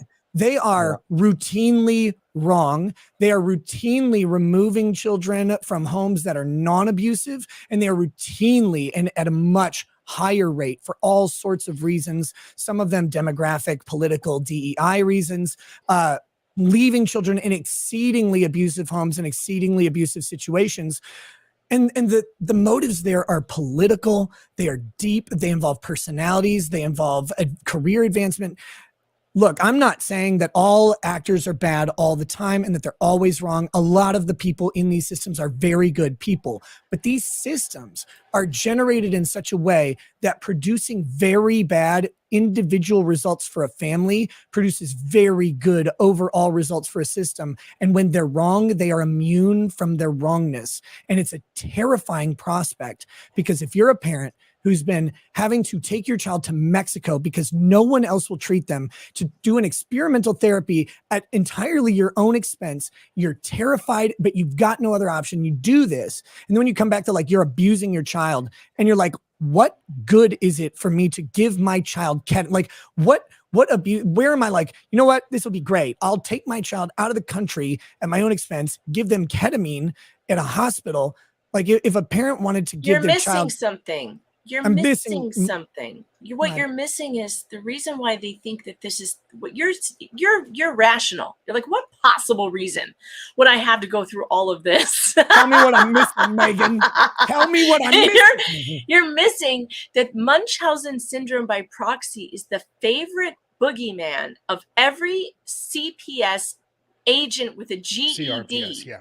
Or, No, yeah. CPS CPS, agent, yeah, DCF, CPS. CPS. Yeah. Munchausen syndrome by proxy is the favorite boogeyman. It is a bullshit diagnosis that has happened maybe like 2 times in reality, and it's just child abuse. But they have to put this Hollywoodized, fetishized title on it. This is what you're missing. These people are looking for this. They want to use it because it allows them to take more kids. Period. Well, what was also telling was Sally Smith in her testimony. So I did a couple of analysis, and Hugh Erickson, man, I see in the chat, my friend. If you're a medical professional, good for you. I hope that you treat a number of people and that all those treatments end up fantastic. But to the extent that you're not a legal professional who's handled these cases, shut the fuck up. And I say so that much respectfully. spicier on your channel than he is on his. Because I can be. Because here's the you thing. should be spicier on your channel, No, Rob. I do Spicy Rob is dependency fun, cases. Rob. I do dependency cases, and I can tell you when it's bullshit and when it's real. When it's bullshit and when it's real. I've dealt with enough CPS workers, but I know the good ones. I know the good ones who actually do the investigation right. I know the people that actually give a shit. I know that the guidance counselors at schools who actually give a shit, who do more than just report everything, who contact the parents to do a little bit of inquiry before they make the report, who actually do a thorough assessment of the child before they go and make the report. I know the good ones. That means I can spot the fucking bad ones. I'm being honest with you. This was a bunch of fucking bullshit. Sally Smith, in her testimony on the proffer, she goes through this diatribe. And Ian, I talked about this with you before. And on cross-examination, the question is asked of her, well, you were a prosecutor. No, I was not that. I was an investigator. Well, you presented both sides, didn't you? No, I did not. And she said, it's not my job to present the other side of the argument. That is what happens in court from the other side. And I said, well, that's not a fucking investigation. That's literally a prosecution. It's a prosecution. It's a proof test. But man. even the prosecutor has to turn over exculpatory evidence. She did not do that. She did not include exculpatory evidence in the report. And actually, nothing is against the law to do that as a CPS or DCF agent, because they go through training that says they must issue a complete and honest report to the court. And an honest report means you do not leave anything out, because if you leave it out, it's an omission. It is a lie. That means you have committed perjury and you're not allowed to do it. And that's how Sean McMillan, who's the lawyer I've been trying to get Nick to have on forever, who takes CPS for millions in California, that's how he gets them every time, because he gets them to admit under oath that they omitted something from their report. They left out exculpatory information. Well, you're fucked when you do that. And she admitted it on the stand that she did otherwise known as a material misrepresentation of a material fact to a court, which is punishable by contempt. And if you are an officer of the court and you facilitate the material misrepresentation of a material fact to the court, you face possible sanctions by the bar. Of course, and the fact that this no one's person done anything to her.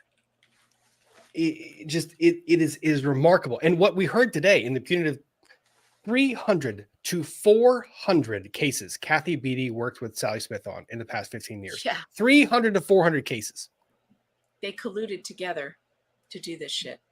The other thing that ends up happening is when you get these people in sort of child rescue positions, it feels good when they save a kid, and they get every time. They get liking that feeling, and so they go like, everything is me rescuing a kid. Let me give the gov cuck apologetic opposite explanation though. When they don't give the gov cuck explanation, this should be fun. Look, let's hear it. Let's hear it. I can play bitch's advocate. When, as Ian is saying, it feels good to save a kid. It feels infinitely worse when they don't. Yes. Mm. Yep. I mean, you got you And- like just put yourself in their shoes. They go, they do an investigation. They're like, yeah, I hear this person like, was they ran over the kid with a bike or something, but I can't find any bruising. I don't see evidence that there's not really any other witnesses. This person's not super credible. I just can't do it. I cannot get this kid out of the home on the circumstances. And then 2 weeks later, that kid's body's in a dumpster. Like, Yeah. it's devastating. They go drink like But a even whole then- wine cooler. Even But then, they're this not also- that devastated, Nick. There was just a court case about this. The kid in Illinois that they Damn left it, in his Megan.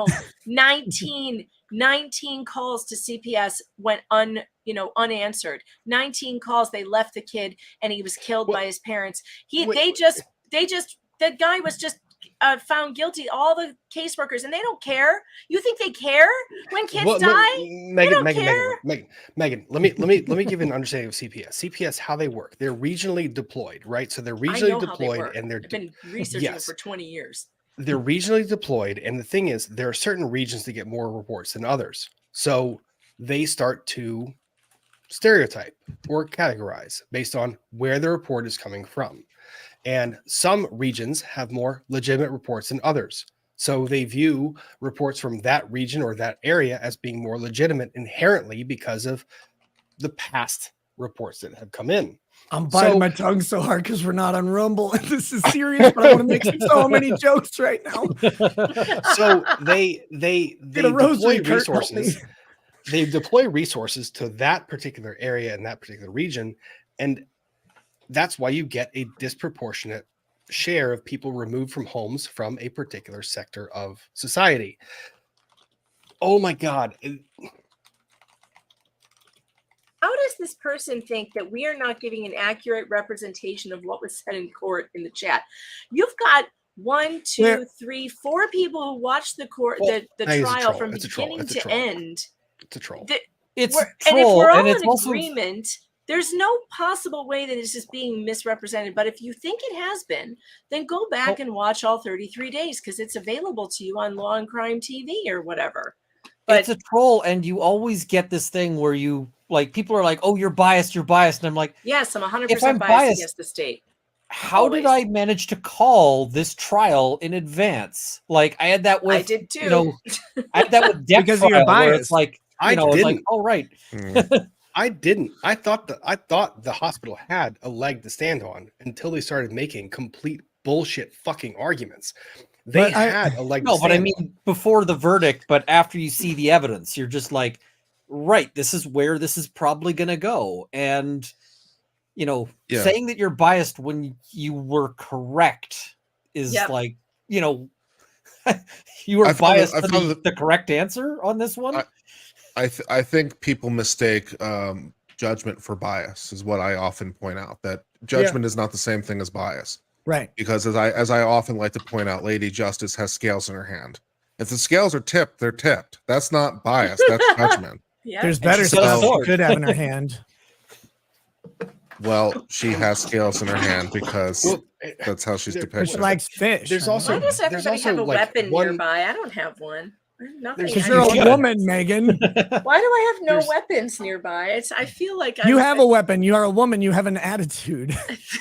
I'm missing something. You've got a God. sledge. You've got an axe and a Someone hammer. give you a He's got microphone. a sword. This is true, Kurt.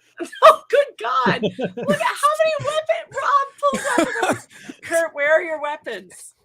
I've Kurt, got a just Glock raise- in the drawer. Just raise Glock. these I was gonna hands. say, I've got Pull this- that Don't out. pull that up. Don't. You can't do the Don't live pull stream. that Yeah, out. not till we're on Rumble. Yeah, Yeah, I'm, no. I'm like, I've But- got but several as- others, but they're staying hidden.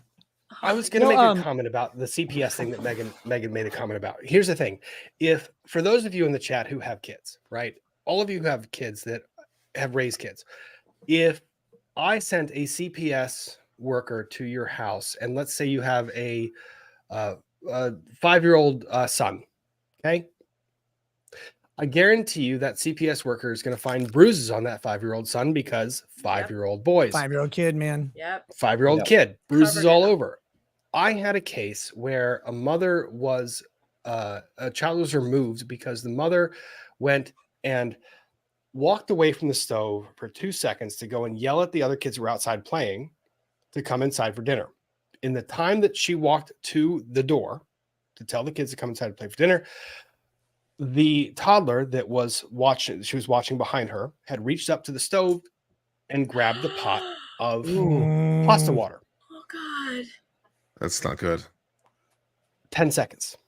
Yeah. Oh, yeah. 10 seconds. Jesus. 10 seconds. And any parent, especially parents who have raised kids, man, any parent, like you damn well know, and you know in your heart that that could have been you in that moment. Yeah. Absolutely. It could have been you. I mean, And- I did plenty of things as a kid where it was a minor miracle that I survived. Exactly. I do And stuff that, today as a minor miracle that I survived. well, and that mother had the child removed from her custody and care because of that. Ugh. A removal And it- proceeding.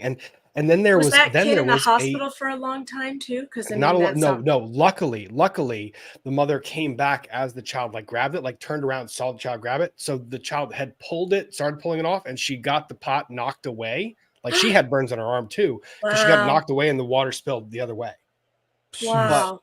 Wow. That would have been, I mean, child, that's dead kid. I mean, if you pull a child, a 5-year-old pouring a pot of pasta water on them that's boiling, it will kill them. Like they're dead. but that child was removed from that parent's care, and the CPS agent put a safety plan in place to try and retrain the mother on adequate care of a child. And I looked at it and I was going, are you fucking kidding me? I know any number of parents that I view to be the most responsible parents in the whole wide world that could have happened to. Of course. Anyone. Yeah. But Dude, it's like you don't know. So it's like from the point of view of the person who's called to the scene, like how do you go about that? It's like what should occur in that situation? You don't know. And yeah, And, it's like so every step of that seems like how do you solve the problem? if you in a guys have fundamental ever, way? if you've cooked a Thanksgiving dinner or you've done a beef bourguignon or something like that, where you've got a large, heavy, two-handed dish that's full of something in an oven, and you have to open that oven, take the thing out, and move it somewhere. A toddler or an infant walks around and they get up and they put their hands on that oven door. And that oven door is 300 degrees, and the skin will sear right to their hands will sear right to the door. It literally, it's seconds that it happens. You're not these are not bad parents. You pick up this thing that weighs 20 pounds and it's got liquid in it, and you pick it up and you turn around, you set it on the counter, and you turn back, and the kid is, and you're done. Now, thank God it's never happened to me, but like This I is know why people I that always have. said for the first 4 years of each of my kids' lives, at about the age of 5, I just feel grateful that they're still alive. Like it is exactly like that. You turn your back for 1 second. My littlest one almost drowned in a pool in Florida because we had a ton of shit I was carrying down from the hotel room. I forgot his life jacket. He was all dressed up in his, thing to go in the water, like his long sleeve thing or whatever. And I, for some reason, thought I put it on him. And I was carrying all this stuff down. We get to the pool. His sisters go into the pool. I turn my back for a minute just to put the stuff down on the chair. And I turn back around and I don't see him. And this woman is bringing him out of the water. He's coughing and choking. And she said, I just pulled him up from underneath the water. He walked into the pool while my back was turned and just started drowning. Walked in and started drowning. And thank God this woman saved his life. I made a point a while back, and Nick, you remember this. I made a point a while back where I said that every single human being, every single person is one bad day away from being on the wrong side of a system and a bureaucracy that does not relent and views you as the enemy, and you don't ever want to be there. But every human on this planet is one bad day away from that system being in their backyard. Yeah. And it can be completely not your fault. Like exactly. That's why I care about these cases. Yeah. And it's, I want to do one thing, on behalf of that guy, whatever his name is. I think what he was articulating, at least in part, was that he was frustrated with the sensationalism of people saying, well, hospitals are trying to kidnap all these kids or whatever, or child traffic kids, which on the surface level, it does seem sensational. But someone else I know personally in the chat, or maybe it was a super chat, I can't remember. I think it's in the chat. They mentioned that look at this. These are not every kid. It's not a kid with a spiral fracture on an arm. This is not a kid which, by the way, spiral fractures are one of the most often investigated child injuries because they typically come from a pulling motion. So a kid is being twist. Yep. Yeah. They Twist. get, and I actually know someone who had, they had a baby, and then they had like a 5 or 6 year old older sibling. The baby got stuck under the couch, one leg wrapped around the leg of the couch. And the older sibling was trying to get the baby out from under the couch. So grabbed the other leg and pulled, and it was enough to create a spiral fracture, I think, of the femur. And they were investigated for months and months and months because the doctors just didn't believe that the parents didn't cause this injury. And it was really awful, but it's like, it's just an unfortunate thing where a sibling was trying to help. They don't understand how, babies are remarkably resilient, but they're also remarkably frail. And this is one of those injuries. And it looks like an abusive injury. But to get to what the point I wanted to get to, these are not spiral fractures. These are not common injuries or ailments.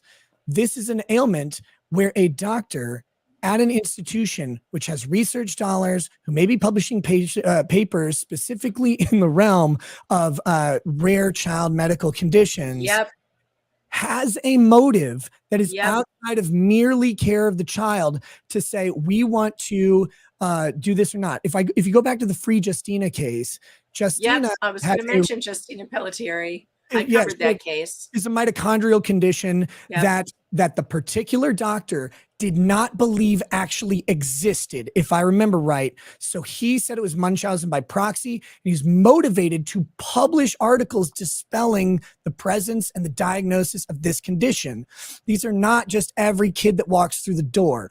It's not saying they're trying to child traffic them because they're selling them on a black market or something like that. They have professional research, grant money, government money, insurance money, motivations that have to be considered. We would consider them in every other context, in every other industry. Doctors and teachers always get passes on pure altruism, and they can't. They have the human condition that we all do. They are greedy. They are ambitious. They are confident in their expertise, and they think that other asshole who got published is way wrong, and they want to prove it. And now they're going to do it. And now this doesn't happen. And they snatch kids with these rare disorders. See, this is the other thing. The rare disorder kids are at most risk. If you have a chronically ill child, watch out. Yeah, and the thing is, there's also arguably you can make that argument at least objectively for some of the other people outside of Johns Hopkins, like that other specialists that Maya went to, because you got these hyper specialists in ketamine and long term ailments that maybe they're trying to prove their little pet theory because it's their hyper specialization. And so except they're not getting any money from the state to do it. But my point, that doesn't matter, because we were just talking about people's motivations for power, for prestige, for publishing, because it's their pet theory. It's their thing that they love. People have all kinds of motivations. And I think Kurt's 100% right. And I think the distinguishing difference, at least in this case and some of the other cases, when you compare the two medical professionals, is when you have a specialist with an experimental treatment, you go in and and that's why you're pursuing. One of my relatives had some chronic neuropathy, and they went to a barium tank treatment. It was a heavy atmosphere, high tank. oxygen. Yeah, and they would sit inside this high oxygen tank with like multiple atmospheres of pressure on them. And the idea was that pressure would somehow relieve the neuropathy for a period of time. And with enough of the treatment, they would actually improve. And they did, but they had to pay for it out of pocket. It was actually one of the first fundraising things I ever did. It was before YouTube. I was just on Facebook encouraging my family to help out. But it was like, They had to raise tens of thousands of dollars to go do this. But the reason that they were doing it is because every other thing failed, and they knew they were doing an experimental treatment, and they knew they'd sought this person out as an expert who could do this. And that's what I presume is happening here. But that can get real dangerous too, because there's a lot of people selling snake oil to the desperate. So that can get real dangerous the other way. But it's the voluntary nature of it is the distinction. That's what I'm saying. saying. Is it the role of the state, though, to take over now the medical care of your child? If you are not shown that you are doing that you're a danger to your child in any way. Yeah, my kid's really chronically ill, is what Beata Kowalski is saying. Well, she's very sick. Is it I'm a little bit more sympathetic to Johns Hopkins in the first instance. Two things. I think they had a right to call. They didn't have a right, though, to then start a secret investigation into their own patient before there was even a court order. They didn't have the legal authority to do it, and they weren't trying to get to the bottom of what was wrong with Maya. They were trying to investigate her mother. Well, period. 2 points. One, Nick, hyperbaric chamber is what you're thinking of. Yeah. And it would be interesting to note that Maya Kowalski did the hyperbaric chamber treatment before she went to the ketamine therapy. So this was physical therapy, cognitive therapy, water therapy, hyperbaric treatment, and then she did it all. Through all of it. Yeah, she did a lot of things. Second eventually, point, Megan, your point of you made the comment, is it the role of the state to take over and make decisions? The question isn't, is it the role of the state to do something? It is, when do you lose your right to do the thing yourself? Yeah. And it's not about the state having a role that gets triggered. What it is that you have done something so egregious as to lose your right to do the thing any further. Well, the only thing she did was go into a hospital and announce very loudly that she wanted this thing. And if it was so egregious, why didn't they go after the doctors? I'm actually glad that Kurt brought up the doctors with the ketamine treatments, because maybe they were doing something wrong. Why didn't the hospital then send the law after those doctors? She was acting under the direction of other physicians who were all licensed practicing physicians. There is no way that a person if I'm a mom, if a doctor or a specialist tells me to do something, I'm doing what they say. I should not be held responsible for their decision. Okay, Alec Baldwin. Yeah, I don't think that quite works. No, actually, no. I think no. I think Megan's got a reasonable argument that reliance on expertise. It's not an absolute shield, but it's a reasonable defense. It's something. It is. Yeah. It is. Speaking of reasonable defense, I want to add Jeff to the stream. What's up, Vices? Hey, and then ladies, gentlemen, Nick, hi. Hey, buddy. If you guys can give me a second, I'll be right back. I gotta hit the bathroom, but I'll see you in just a second. Carry on, by all means. I love this discussion. Yeah, maybe we need more children because we need more mobile weapons. Oh my God! Please bring children from hospital to Allah. I'm so happy I joined right now, just in time for that. Well, the other thing I was going to mention is that there are licenses. Oh my God! I'm talking over Nick right now. Talking over Nick. There's perhaps they would have gone after the doctors in some due course, but their immediate obligation is to the patient in front of them. That's their immediate duty. Is to the patient in front of them. Do no harm. They went after her mother. Instead I understand of, if there was something be gone after, it should have been the people who. You're not letting me finish my thought. Megan, I cut Kurt off. You cut him off. Let's let Kurt finish. Yeah. So their immediate obligation is to the patient in front of them. So if they believe that the doctors that are treating her are quacks, and her mother willingly or unwillingly is facilitating that, then their immediate obligation is to treat Maya and to deal with the most immediate threats to Maya's health. So the doctors are kind of a distance away from that. You know, the immediate threat, at least in the first instance, might well be Maya's mother. You know, because that's a reasonable hypothesis when they walk in the door. Because I think based on the evidence that was adduced at trial, it seems like any reasonable physician could have reached the conclusion the treatments that Maya were under were batshit crazy because of some of the dosages that they were on. So I think that Johns Hopkins' initial suspicion was perhaps very reasonable, and they're like, this doesn't make any sense. This sounds like cuckoo for Cocoa Puffs. So this is a problem, and maybe her mother, out of complete desperation, because obviously she's desperate because she wants to help her child, but is just clinging at any last bit of straw on the life raft to help to deal with the situation at the detriment to her daughter. So a lot of Well, their I don't- motivations in okay. the first instance seem a lot more palatable to me.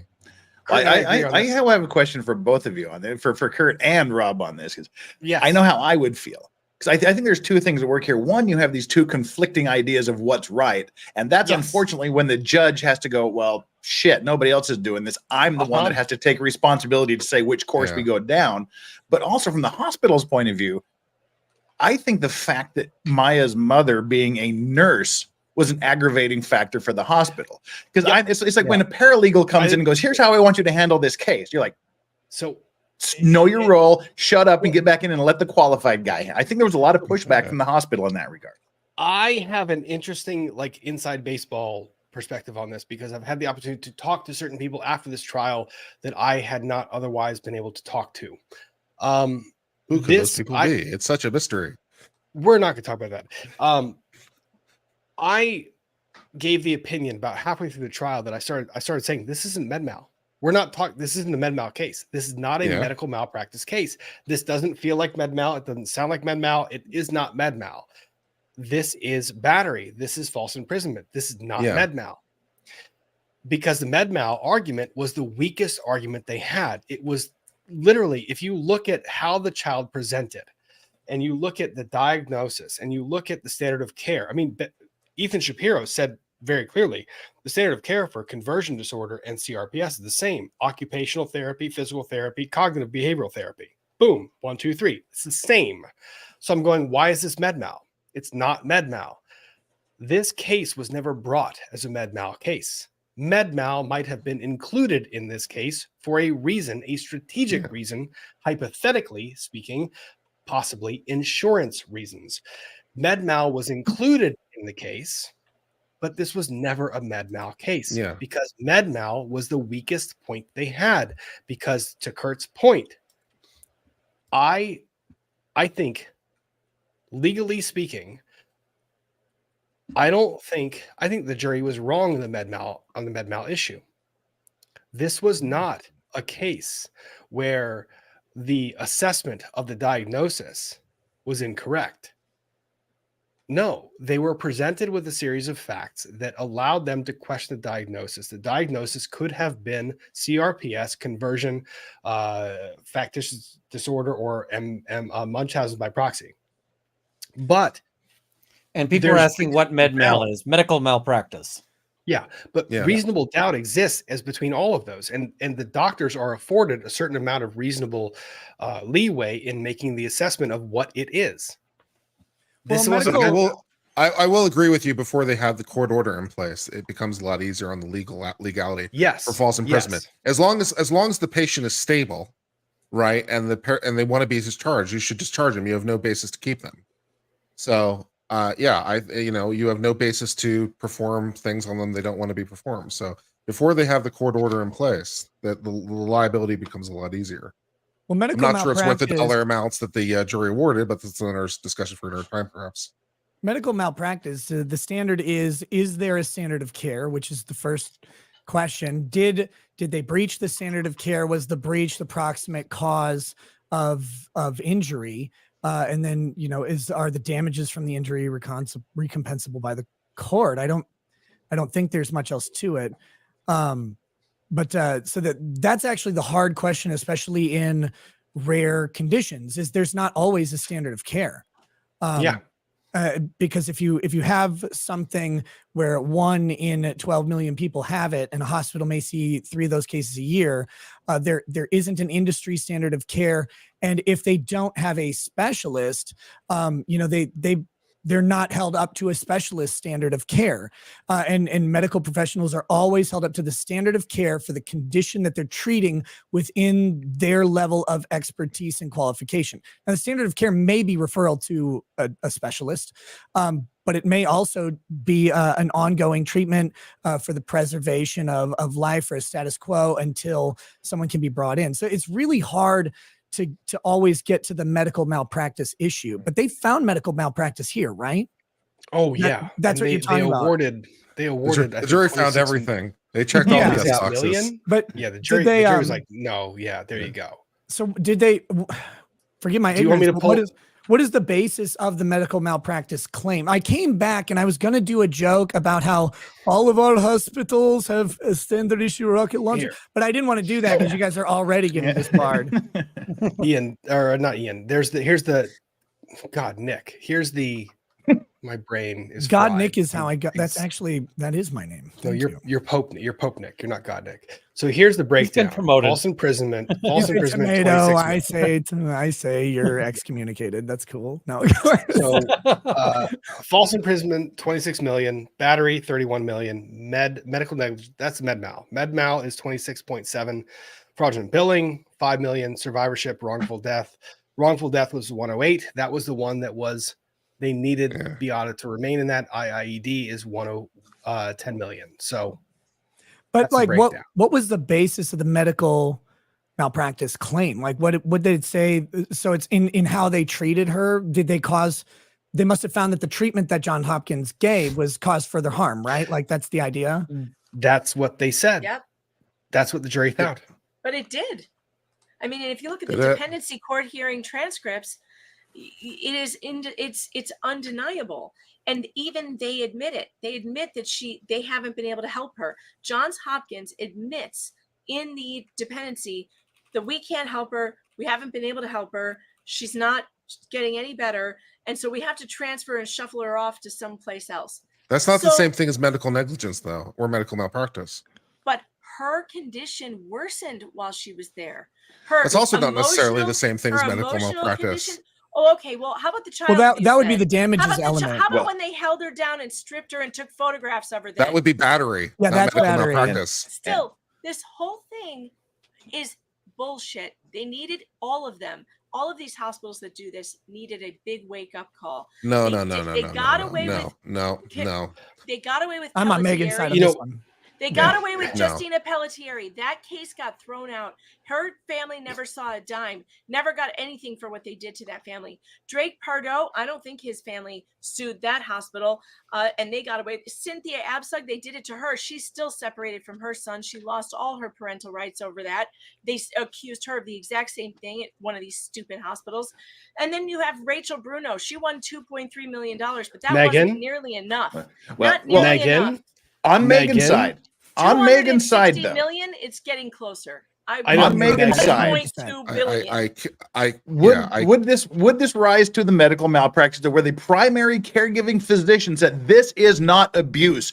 Do not consider this abuse case, and they promptly went down and handled it as an abuse case, locked her away in a closet, prevented the mother Nope. from being there, So, and treated nope, her incorrectly. I will That's- disagree. This That's not was medical med mal. malpractice. This was not med mal. This Yeah, was I not agree. med mal. You can It was go and not appeal med mal. that for all I It was care. I it. don't You know what? care. You know what? Well, Here's I the think thing. they Here's will the thing. appeal it. No, Megan, I will don't disagree with you care. because you I are don't applying care the if wrong it's med fucking mal legal or not. standard. Well, you should. Yeah, you You are are applying applying the the wrong wrong standard. standard. I I couldn't agree with. I Let me couldn't. tell you I could what. agree with Rob more. You're applying completely the wrong standard, Doesn't and I was matter. wrong I'm not a standard. lawyer, Yes, it and I'm does not matter. talking about the This is a legal legal standard. education work. But- What are you talking about? Doesn't matters. matter. Oh, Here's the thing. but It- You want to do the- something about your feelings? You want to do it for the fifis? You want me Here's You the- want to do it because your want me to fifis got explain hurt? it or No, not? wait. Are we doing Yes. law now? I'm Yes. still on. Explain it I'm or still not. on Yes, Megan's side Fifi's. because Megan is a Fifi's. juror. Do you want me to Exactly. explain- Megan's do you want a me to juror. explain it or not? The jurors are No, I not don't want you to lawyers. explain because you have no no, reasons.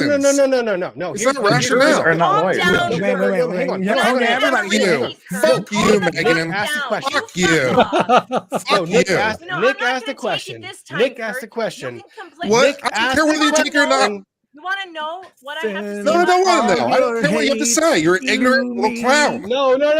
Kurt, Whoa. chill. So all the jurors are We're not ignorant gonna get- clowns we're then. not The gonna get jurors personal. are not Bad lawyers. little man. We're not getting And the you know personal what? Yeah, attacks. God damn Yeah, it. I'm mad because I'm listening to some bullshit. I'm a little bit mad No, about your you're not bullshit that you're doing spewing. personal And you're shit. talking about all this stuff like it doesn't matter. It does I'm not matter. mad You about have to this look at at this all. cause by You just cause, have a claim claim personal by claim, problem under a with me. legal You blocked analysis, me on using the Twitter for wordings. no reason for a What? year now. Yeah, because I don't want to hear anything you have to say. we're Okay, on I Twitter. don't okay. care fine. about anything you have to Said say. That's why I blocked you. I don't want to hear from you. Now we're on You're an Twitter. ignorant little clown. I don't Nick, like you. I don't want to you hear can from mute you. them, right? I You don't can want to mute talk to them, you. like All right. both of them. Calm You down, good? calm down. This I is don't this is know. getting I don't way I don't personal. know what in the world that has to do with anything that we are talking about. What we're talking about is, I'm trying to tell you, whatever the lawyers are going to do with their appeals, fine. You want to go appeal the medical malpractice? Go ahead. The bigger issue here is there are hospitals doing this to families all over this whole country. And it is happening under the radar. This is not rare. I have covered in my 20 years of doing this multiple families that this has happened to over and over and over again. I needed this. Everybody who's been through this needed this kind of winning to a family to make everybody sit up and go, holy shit, what is happening with CPS and hospitals and medical kidnapping? That's what, and so go ahead, and you guys are the lawyers, and you can argue about medical malpractice all day. It doesn't matter. They got him on battery. They got him on intentional infliction of emotional distress and medical malpractice. Megan, have you ever seen conversion disorder in real life? Have you ever seen the other side? Because I have. Have you ever seen conversion disorder? It doesn't exist, Rob. What I mean is that you are speaking very, very, very loudly against an institution that may have, in this instance, done wrong. But here's the thing. No. Let me finish my point. Please. You are speaking very loudly against an institution that, in this instance, may have done something very wrong. However, have you seen conversion disorder actually employed? Have you seen what that does to a child? Have you seen what it does and the harm it does to a child, and seen children who go on to threaten self-harm and are institutionalized themselves because of the threats of self-harm, because of things that were imposed on them by a parent? I have. Yeah, I study child abuse cases all the time. I'm not done. Because it was nurses and practitioners and guidance counselors who reported that, and they did it on a risk. And when they did it and they were protected, and that child is alive now. One in particular I'm thinking of is alive now because of that. So I'm not going to go with this whole all institutions are terrible in every regard, and we're going to fucking bash them to the end of time. We are going to take this one case is going to be analyzed as this case. No, because what you guys were doing was you were going down this institutional bashing, and we're not going to do that. Because every fucking case is different and unique. I don't know. Every case is different and unique. I have a completely different coming up with that, because I didn't say that. I said it's Megan, not what I said. You said you've been reporting it for 20 years. For 20 years, you've been reporting on it. I have. Yes, reporting on it for 20 years. I've been reporting on CPS corruption for 20 years. And yes, I believe that institution of our child protection services does more harm than good. And I can prove that because our own State Department has the statistics, and so does Health and Human Services. 80% of the cases that are investigated are unfounded. That means 80% of the people they investigate, their lives are ripped apart for no damn reason whatsoever. The Megan, ones that come they with me do to court save, one day. Rob, Come with me to court one I day. don't need to. Come I've on. been in family court. I've been studying it for 20 years. I've been with the Studying family. it is not fucking practicing it. No, I've been studying it is not fucking practicing. This is getting so personal, guys. Rob, Everybody, I've been with these families. I have been with these families as they go through it for years. I have walked with them through it. Welcome to my world, Rob. Even as a lawyer on this channel, I will say that probably Megan is the one with the most valuable opinion on this, because she is the every person juror. Yeah, that's why lawyers are never going to sit on a jury like this ever. I can't be impartial. You don't need to, because the thing here, the reason I pointed out that Megan was a juror and why I think it's important is actually an argument I've made about the purpose of the jury system in general. And since it's an argument I've made, I know it's correct because I made it. So here's the deal. The jury system exists so that we get to choose the way our rules and laws are enforced. And once you get past the legal arguments, you move into the jury world, where what happens is we go beyond the pure legal analysis. So I agree, Rob and Kurt are 100% right on the academic and even practical legal analysis that's going on. And I'm agreeing with you that I haven't seen medical malpractice, but my view is limited. So, but from what I understand of medical malpractice, I haven't seen a standard of care be articulated in this case and then be violated. And I think that's why it's probably at risk for appeal. Damages is pretty easy to argue. If her condition degrades, Megan says, well, her mental condition degrades, her physical condition degrades. Okay, well, you can argue damages pretty clearly. Now, the amount of them, obviously, we can quibble over, but you still got those first two elements on the legal analysis of it. But once we get to the jury thing, and I think you guys will agree with me on this, that once you're in the jury status, all you need is a rationally related factual analysis to a plausible jury outcome that is not blatantly ridiculous, right? Like that, because overturning a jury verdict, even on medical malpractice, even on an extremely thin medical malpractice case, the appeals court's going to look and they're going to go, okay, wait, these 6 people sat for 12 weeks watching all of this evidence, weighing and assessing the credibility of everyone before them.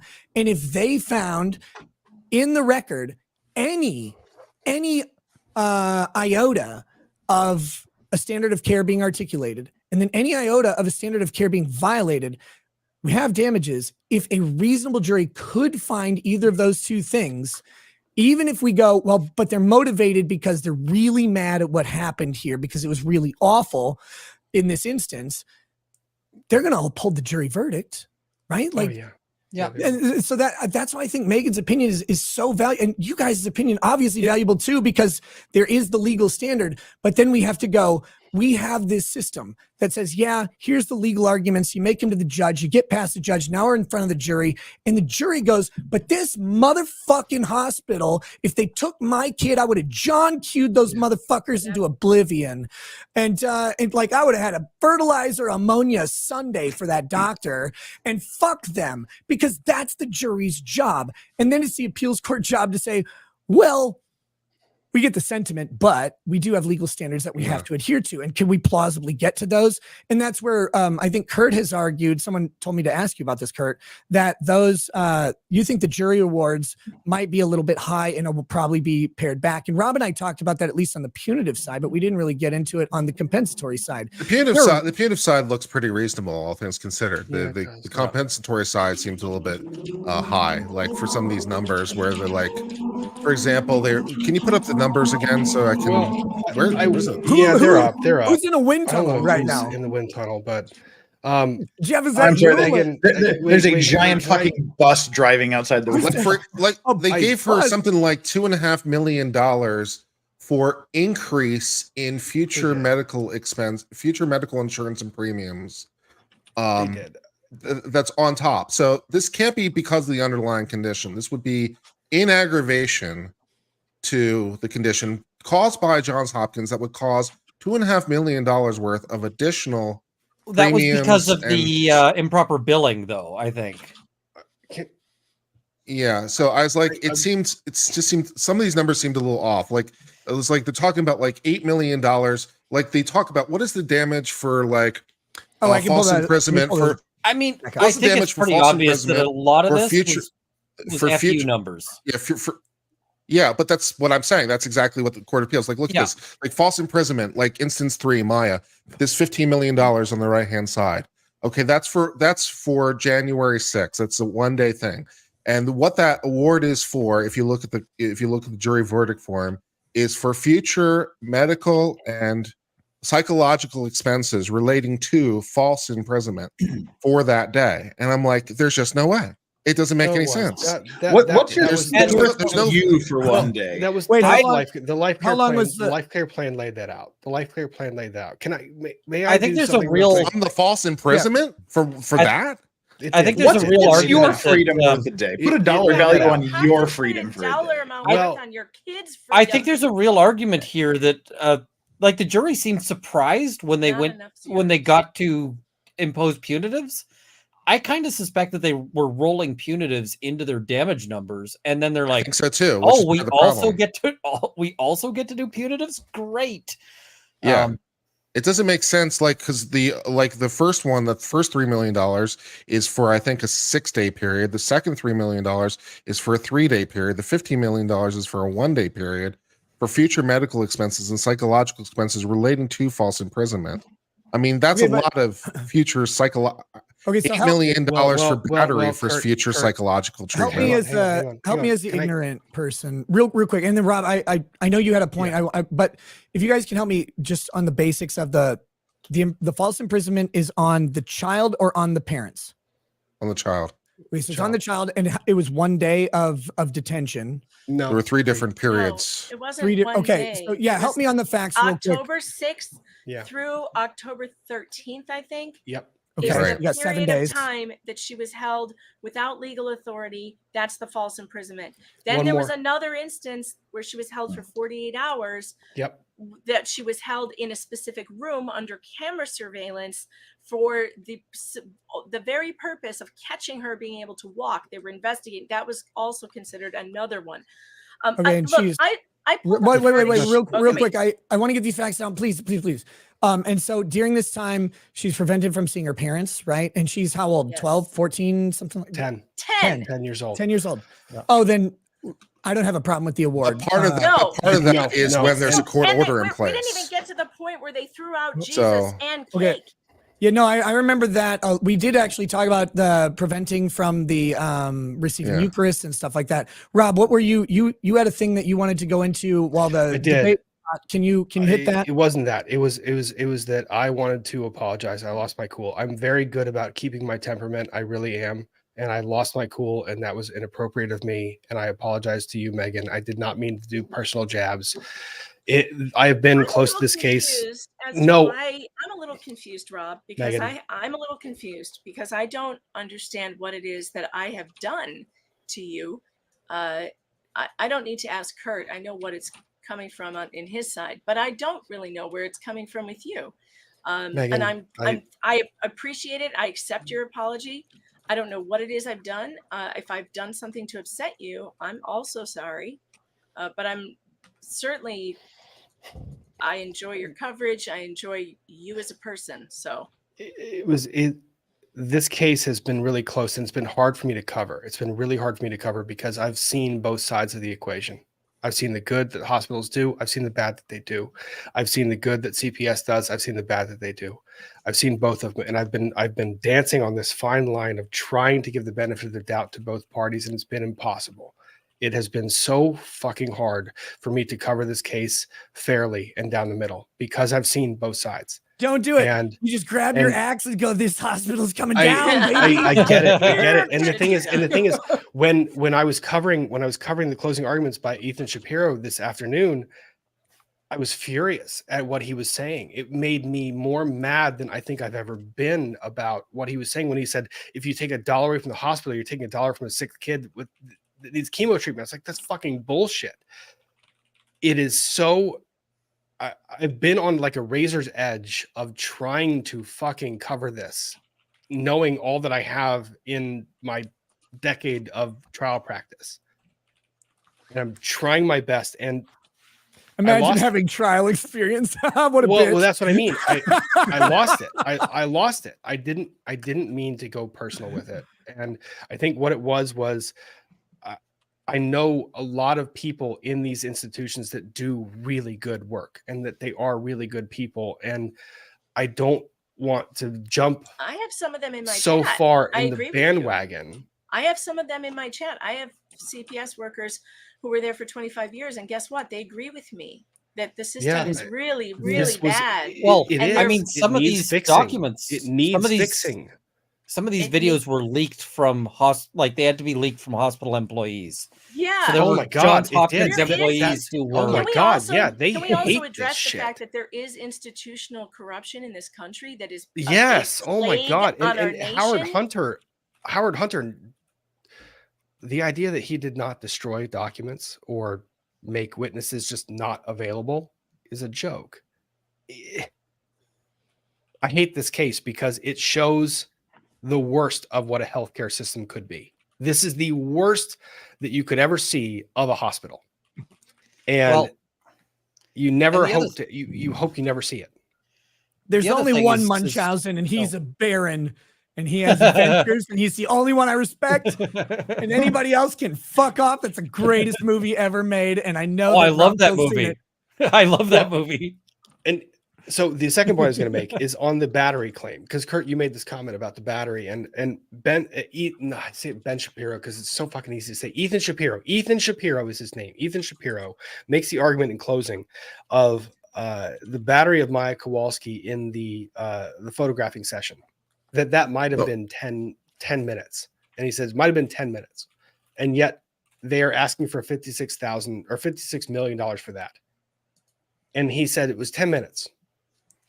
Would anybody take 10 million to let if you took 10 million to let somebody do that to your kid for 10 minutes? To strip your 10-year-old daughter naked and photograph her against her will, you'd be fucking pulling me off the walls. Kid, and you said, "I'm sorry, I thought I was doing okay, but it was just for a few minutes."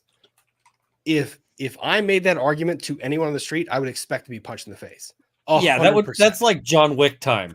Like, oh my God. To say it's okay and to say it's worth $56 million aren't quite the same proposition. No, Kurt, here's the thing. I don't think there's an amount of money. I don't think there's an amount of money. I don't think there are enough zeros in the world. If you take my 10-year-old daughter, and you, against my will, you disrobe her, photograph her in the nude, and you don't put that in her medical file, put her in the risk management file, there are not enough zeros in the world. Because I will tell you, you will be waking up from a very long nap. Never.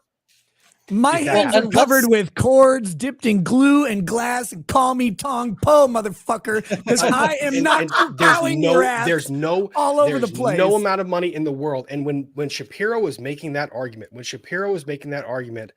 I wanted to say back to him, Mr. Shapiro, if you had a daughter, and I were to stand in front of you right now and say, this was your daughter that I, or a proxy of mine, took into this room, disrobed and photographed. And if I said, you think the jury's award? Don't worry, it's just 10 minutes. Let's consider the other thing. The appeals court is going to look at this. Just you think it's woefully inadequate? Give me 10 minutes, motherfuckers. No, I mean, do you think the award is woefully inadequate? Because I mean, no zeros, that would be okay. Like, you need 10. They gave 20 million. They gave 20 million for that. Okay. 20 million. They gave 20 million, which 20 million. I don't think that's well outside the bounds of how egregious that conduct was. Well, and the appeals court's got to be aware that this is a hugely watched, this is essentially a celebrity trial at this point. Do you think they're going to be like, this is really the trial we want to start messing with the numbers on? I think the appeals court's going to be like, we're okay. Thumbs up, bye. And that's just the practical reality that appeals justices are people. You're probably right, but that's not exactly encouraging either. I mean, that's then everyone's derelicting of their duty. Are we worried? Are we worried that Johns Hopkins is unable to pay a $200 million judgment for one of the most egregious things they could possibly do? Like, I don't. It's not like this is a clinic, that a solo practitioner clinic out in the middle of Montana. I mean, this is a massively well-funded. That's not the right award when it comes to. That's not the right award when it comes to compensation damages either. The right amount. No, I know it's harmed. Well, but so it doesn't matter that Johns Hopkins did or something like that. It would still be the same number. I mildly disagree. Just a second, Megan. I got you, Megan. I'll say same thing I say to my kids. I see your hand, and I'll get you in just a second. No, I mildly disagree for one reason, because right, you're arguing that the amount of harm is to the victim. But I would argue that it's not. And the reason I would argue that it's not is because you have a Johns Hopkins, which I know that's a punitive analysis, but it also, I think it changes the level of damage that's done when you go to one of the highest recognized, most well-respected and regarded institutions in the country, and they fuck up in the worst ways possible. And not just in the worst ways, but intentional ways. Like you don't, I think the fact that you're like, I'm taking my kid to the best hospital around, and then they do this, actually does matter beyond the punitive and in the compensatory, in a weird conceptual way. And I don't know how you I don't know how you objectively measure that, but I know that that value is real. Because if I go to the Rice Hospital in Wilmer, Rice Memorial Hospital, or if I take my kid to the Mayo Clinic and the same thing happens, I expect more from the Mayo Clinic in compensatory damages and punitive damages than I do from the Rice Memorial Hospital, because I'm going to the institution as regarded to do this thing. That's just my thing. Expectation of care. The expectation of the care you receive is higher. Yeah, I think that it carries more compensatory value, because it's like buying a fucking Fujio TV versus buying a Samsung, right? Like you're paying more for the service, you're buying a presumptively better product. But Megan, what were you going to say? I have the verdict sheet. I just wanted to go back to what the jury was asked in medical negligence. So should we just look at what the jury was actually asked? Oh yeah, no, I know. Yeah. And They were asked this because I don't know what it question. is. Was Dr. Sally Smith negligent in the medical care of Maya Kowalski? And was that negligence a legal cause of loss, injury, or damage? Now, let's think about what it is that Sally Smith did. She refused to look at the diagnosis of Maya Kowalski that was correct. She has CRPS.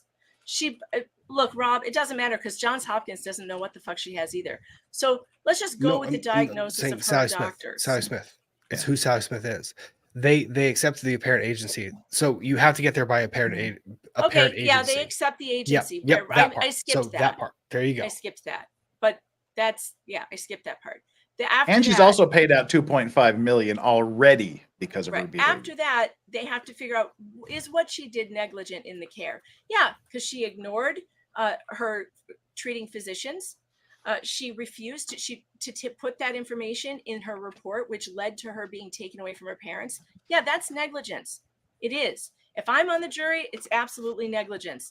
Excluding and not considering the conduct of Dr. Sally Smith, were one or more healthcare providers negligent in the medical care of Maya Kowalski? Well, a bunch of nurses slapped her and touched her and refused to believe that she had pain and were dancing around her and trying to get her to walk and get out of bed. Yeah, that's the testimony that we heard.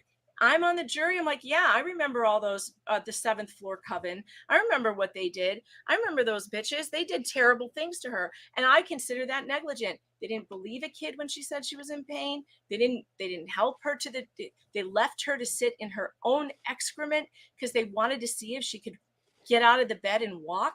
Maybe she was a diaper fetishist. Do you consider that one, Megan? Megan, there's one part of the analysis. There's one part of the analysis that I think that is important to. She's doing a reboot to kind of. I'm saying that you're right. The jury found all these things. This is the one count. I'm not going to explode. You don't have to treat me like this is the one. This is the one count. A bomb that's about to go off because I'm really not going to. Sorry, that was just wait. That was well taken. No, but I will have hold of her soon. We're not on Rumble yet, Nick. We're not on Rumble yet. Let's get to Rumble. What I mean only rumbles when our children explode. I don't know why it is this way, but it feels like everyone here is terrified that I'm going to do something, and I don't know what that thing is. No, it's not. Other than talk and tell you my opinions in a tone that upsets people for whatever reason. I didn't mean to be that way. What I'm saying is that, Megan, the count you're reading from, the one count you're reading from, when you're reading off what the jury found here, a lot of that turns on a parent agency and that Sally Smith was a treating physician. These are questions that are legal questions where I think there were motions that were made at the conclusion of the plaintiff's case where the standard was not met, and the judge overruled those and let it go to the jury. But I think that from a legal standpoint, people have asked me about the hospital and their grounds for appeal. The count that you're reading from, this is the hospital's strongest basis for appeal. Everything that you're talking about here, there are a lot of legal questions that have to be overcome to get to these questions that I think the plaintiffs kind of barely skated by. So, but they did, and it got to the jury. You're right. And they did. If I'm on the jury and these are the questions posed to me, I'm answering it in exactly the same way that they did. Oh, I mean, the jury was out for blood. The jury was like, we're going hunting. Yep, and that's the point I made. Put it out on Twitter. I don't give a fuck if you're 6'3". I'll slap the shit out of you, fucker. Oh my I god! I didn't even try to click that. That was an accident. I was adjusting the window. Oh god, it was fantastic. It was And I great love the time. timing. You're right. Perfect. God It was damn it. perfect. But Oh my the point goodness. the point I was making is, Megan, you're right. The jury, once the jury gets that question, once they get that question, of course they're going to slam dunk the hospital. They did, and they did emphatically. They found on all counts for every standard, they went to every level, like clear and convincing. They went beyond. They were going to slam dunk on that hospital because of that. It's funny But- they didn't know they could have busted the cap. Oh, well, that is. But, well, you said that so casually that the chat probably is thinking bust a cap where. Anyways, Oh, it's equivalent. it is kind of equivalent. But the question Yeah. is that one legal standard, that one question, that one is the one that I think is subject to question at the Court of Appeals. And it's because of all the preliminary legal questions they had to answer before they got there. So of all of the different counts, right? When I said this wasn't a med mal case, it's because that one count that you're reading from is the one that's the at highest risk from the Court of Appeals. Everything else, the battery, false imprisonment, all those are safe. Those are completely fine. The med mal count is I is know the one this that's one at is risk. at the biggest risk. It's just that I don't think these Wrongful death is at the questions- biggest risk. I don't think these It's that there questions too. are unreasonable, and I don't think they're answering yes to them are unreasonable. And isn't it a standard that when a jury comes to a decision, that an appeals court has to be very careful about overturning a jury decision? Not on that issue. No. And That's- why on that Well, issue? because it's the legal standard applied. That's when people say the jury has reached a decision, we defer to the jury. That's not the case when the question never should have gotten there in the first place. And that's what the hospital preserved by making those motions early on. So what you're saying is that there's two standards applied at appellate. One is, did the jury get it wrong? Two is, should it have gone to the jury in the first place?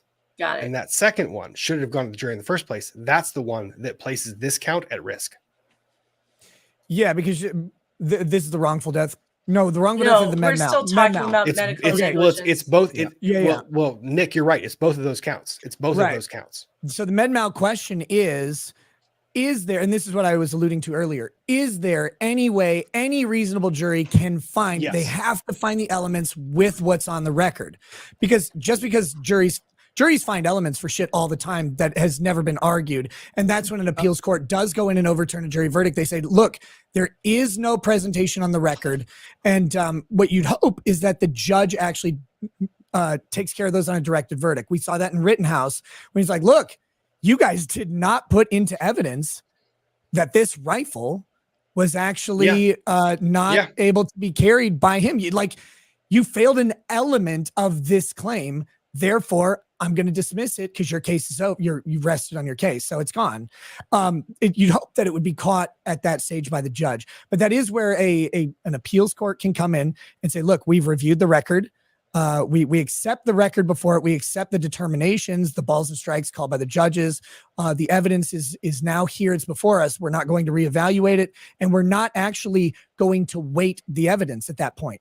They're going to defer to the jury's analysis of the evidence. All they're going to do is say, is there any evidence in the record that supports a standard of care and then a breach of the standard of care? And then in the case of wrongful death, they're going to say, because I think, Rob, you were explaining earlier that the wrongful death, this judge kind of created a standard in how to get to the wrongful death. They're going to say, is that an appropriate standard? Is this a case? Because if this is a case of first impression and it's a novel claim, the appeals court they're going to analyze the test created by the judge. They're going to determine if that's an appropriate test, if a test can even be applied to this, or if the traditional rule of a superseding intervening cause of the personal self-deletion will trump it and is not a pierceable presumption at this time or under these facts. So those are great questions for how traditionally very tough to overcome jury appeals are won. And the two questions in this case on those two issues, I think, are great. Yeah, the fact that we view this as a superseding cause because of the independent actor, and we're trying to get past that, raises some really uncomfortable questions, at least to my mind, not only for this cause of action, but more broadly in the criminal law and the civil law, more generally. Because if you have a superseding cause that can break the chain of causation, for example, for murder. Right. But perhaps that's no longer good enough in some sort of hypothetical, because superseding causation is no longer a clean break on the cause of chain causation. If Maya Kowalski's mother had, instead of harming herself, harmed someone at the hospital because she thought that they were the most principal obstacle, would Johns Hopkins be responsible for that because they recklessly induced some mental state in Maya Kowalski's mother that was a legal cause of now Maya Kowalski's independent action, not of harming herself, but of harming someone else? Or are they responsible for that as well? It raises a whole bunch of interesting and problematic questions. And so Yeah, I and think it's like, and not for nothing, but like in that case, what was it in Massachusetts, where the woman was charged criminally and Right. convicted in that manslaughter case? A lot of those same questions were being asked in that case for exactly that reason. And Right. I believe I think we someone in my talked chat told me, extensively about that when yeah, it was happening. and someone in my chat said it did eventually go up to the Court of Appeals and they upheld it, I believe, in that case. But for exactly the same reasons, I think the Florida Supreme Court is going to have to raise those same questions and could very well come to a different conclusion. We'll see. Yeah, and I love as Rob articulated, the test is effectively is it seems like a recklessness standard. Do they create a condition for which harm can occur, and then do they act in a manner to produce that harm, or act in a manner in which they know the harm will be produced? And then substantial contributing factor. Yeah. right. And then the subsequent part of the harm being limited specifically to an almost unavoidable conclusion that this outcome will occur, like that it is not just reasonable that someone would commit suicide from these actions. It would be almost unreasonable for them not to. They're that burdensome on a reasonable person's psyche. I think that's an extremely high bar, but I do think it's a very risky bar to impose on a jury, because how the fuck do you get there? Yeah. Well, you say it's a very high bar, but of course the problem in our common law system is, that always that slippery slope is always looking. It's like, just this time, just this once, because it's really that important, don't you know? But of course, every lawyer in the country, if this was ultimately upheld, someday is going to say, well, my case is almost like that. It's almost that severe. And it's really hard to prevent that So even if you want to do this for Maya, it's at least difficult on first impression in my mind to cabin this in a way that doesn't prevent it from potentially exploding in a whole bunch of very uncomfortable directions. I know, Rob, you told me when I first invited you, like, I can only stay for 6 minutes.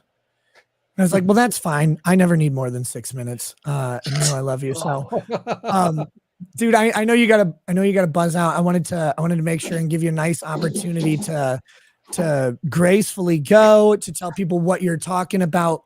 Obviously, they can follow you, Law and Lumber, on YouTube and on Twitter. They should definitely do that. But what's going on in the world of you looking at wood? Well, the wood business has been good. We auctioned off. So Nick, I don't know if you know this. We auctioned off 6 pens for 20 was it $23,000? Holy It was shit. insane. Jesus. Wow. $23,000. We auctioned off 6 pens for $23,000. $23,000. Blowjob attached to them? Like, what the hell were they doing? But Now I won't laugh at those people that buy the Mont Blancs and shit. Jesus. It wasn't that. What it was people were donating to the Salary Children's Hospital, and in return, I gifted them the pen that I made. So right. It was a very nice thing. So yes, I'm still making the pens, still doing that. Dr. Joe Corcoran, I'm chatting with him this weekend, and we'll likely have him on my channel sometime next week. Probably have some of the plaintiffs' attorneys at some point in time chatting with me. We'll see. So there's more of the fallout from this case and trying to figure out what's going on behind the scenes. I want to get to the strategy part. I really want to get to that. I want to understand what they saw going into this. I want to understand the tactics that were being used. So that's the next coming week or so. And then I'm just going to sleep all the way through next year, because this year is gone. And what the hell happened to this year? It's already November. What the Dude, it's crazy. It is crazy. I want to do something right before you leave, though. I'm going to send you a picture of lumberjacking. Oh God. You can't put it up on the stream or anything. I just want to see your face when you texting get it to this. me? Give me just a second. I have to find it real quick. Yes, I'll text it to you. I came I across. didn't think about this avenue of trolling, Rob. This is fun and exciting opportunities. Wait, but you terrible. put it in the private chat so we can see it too. I don't really. I'll send it to you. It's not really- no. I just need to see Rob's face as he looks at this because look, I respect Rob as a woodworker, and I came across this picture. It's really weird, but it's there's copyright protections on it. I can't just share it on stream. You'd have to pay a massive licensing fee. Okay, here you go, Rob. I'm terrified right now. You should be. I don't know what's gonna happen. Well, let me. Nick do you think what's gonna be, created one image. Oh no, this is the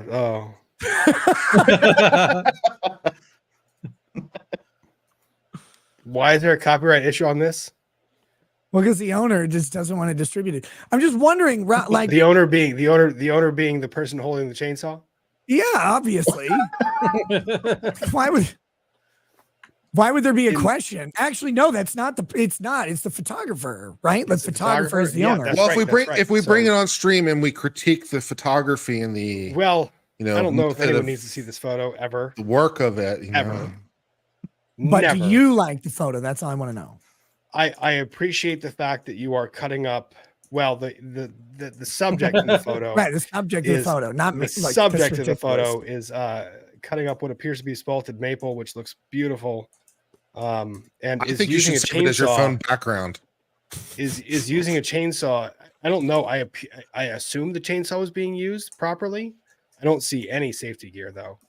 So They're wearing jeans. Are those Crocs? No, they're not Crocs. No, Those they're are not tennis shoes. Crocs. That person would Are not wear those, Crocs. Are those safety squints? Those are designer tennis shoes. Those are designer tennis shoes. What Mr. more do you Ortega. need to stop a chainsaw, Rob? I don't know, but you're wearing skinny jeans and designer tennis shoes. The subject of the photo is wearing The skinny subject jeans of and the designer photo tennis is shoes. wearing skinny jeans and designer tennis shoes. I don't think they're designer tennis shoes. They're kind of shitty tennis shoes. They're like Asics or something, I think. I don't know. I'm I sure. don't remember. I'm sure. I'll have Anyways, to ask them. Yes. Thank you for tormenting me. God. Oh my God. Dude, thanks for hanging out, explaining this case. Megan started hounding me and harassing me. She's like, "You got to cover this," and I was like, "Megan, It's a good case. It's a I would great love. case. I You would I have loved honestly, it. You would have had yes. so many opportunities to rant against the Oh. government and parental rights and all sorts of things. You would have It's just true. loved it. Believe me, I really would have loved it. There's no way I could have 12 weeks. Yeah, 33 12 whole weeks. days. I would Yeah. rather drive Insane. nails through my testicles into that splinted maple or whatever Rob was talking about than sit anywhere for Spalted 12 maple, weeks. yeah. God, smalted maple? Spalted. Spalted? I thought you said smalted. I thought Anyway, you said I'll let. malted. I was like, delish. Oh yeah, let's get some malted maple. Wait, I think that's Runkle's area, malted maple. Yeah. They All do right, actually make various maple Yeah. flavored liquors. So Rob, thanks for coming on. Thanks for helping me out with this. Thanks for providing great dramatic moments and tension. And I hope we all leave here as gay friends. Oh, we do. In the best, of course. But no, I love it though, because these are important issues. They involve, and that's why I like this case as subject matter. I have 5 kids. Every time I go to a hospital for one of them, you go, fuck. And one of my daughters, when she was 2, we were at my parents' house, and they have this heavy stone table, and it was Christmas Day. They, Night. they she's- sacrificed Aslan on it. She's just running around. She's just running around the house. And then she tripped over like my mom's foot and head first in the corner of this table and had just split, right? Like just this gash right here. And we're like, jeez, fucking Christ. My dad's like, I'm burning this table. I'm gonna send it back. And and I'm like, Dad, calm down. It's just an accident. Then we go in and I have to sit there and I have to hold my little girl down while they do stitches. And she's 2. She doesn't know what's going on. And you go in and you go, my little girl's going to have to get stitches and they're going to look at me and think that I did that. Because that's how they have to look at it because someone might have. And it doesn't make it hurt me any less. And then the system is constantly in tension because, as we talked about, what if the doctor doesn't say something or the nurse doesn't say something, and then a week later that kid's in the headline, right? Like, Well, my it's fucking wife, horrid. That's wife why this broke is her so leg. tense. Is all I'm saying. Like, it's important. Sorry, go ahead, Ian. My wife broke her leg like a year ago, and the EMS guys were like, "Hey, we really need you to shovel the front walk so that we can get her out." And I'm like, we both know that's bullshit. They just wanted me out of the house so that they could ask her all the abuse questions. I'm like, I got a bad back. I ain't shoveling shit, but I'm gonna sit out. Like, I'll go outside, And they're like, "That's really all we need." I'm like, and then you looked at her and you said, "You better tell the truth, or I'll tell it for you." I was just like, all right. So I'm just sitting out in the front yard, and eventually they're like, "Yeah, that's enough shoveling." And I'm like, I didn't even bring the shovel. So Jesus. All right, Rob, I'm delaying your leaving. Get the hell out of here, buddy. Thanks. I'll see It's you been guys. too Get long. some We'll sleep. talk to you soon. Night. Hey, invite me Bye, on your Rob. tiny YouTube channel.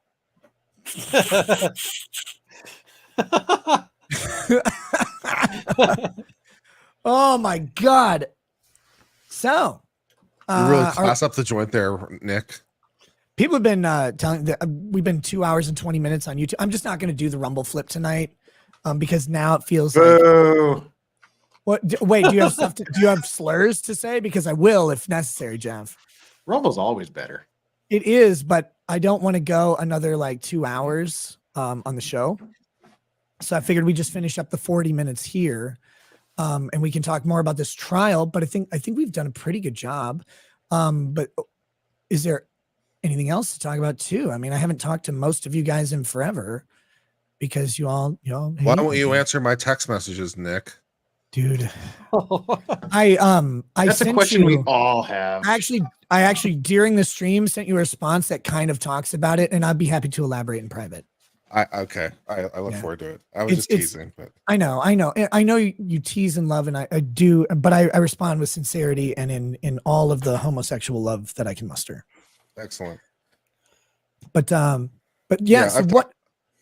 Go ahead. Yeah, we've talked about this case enough. I mean, it is some bad shit happened.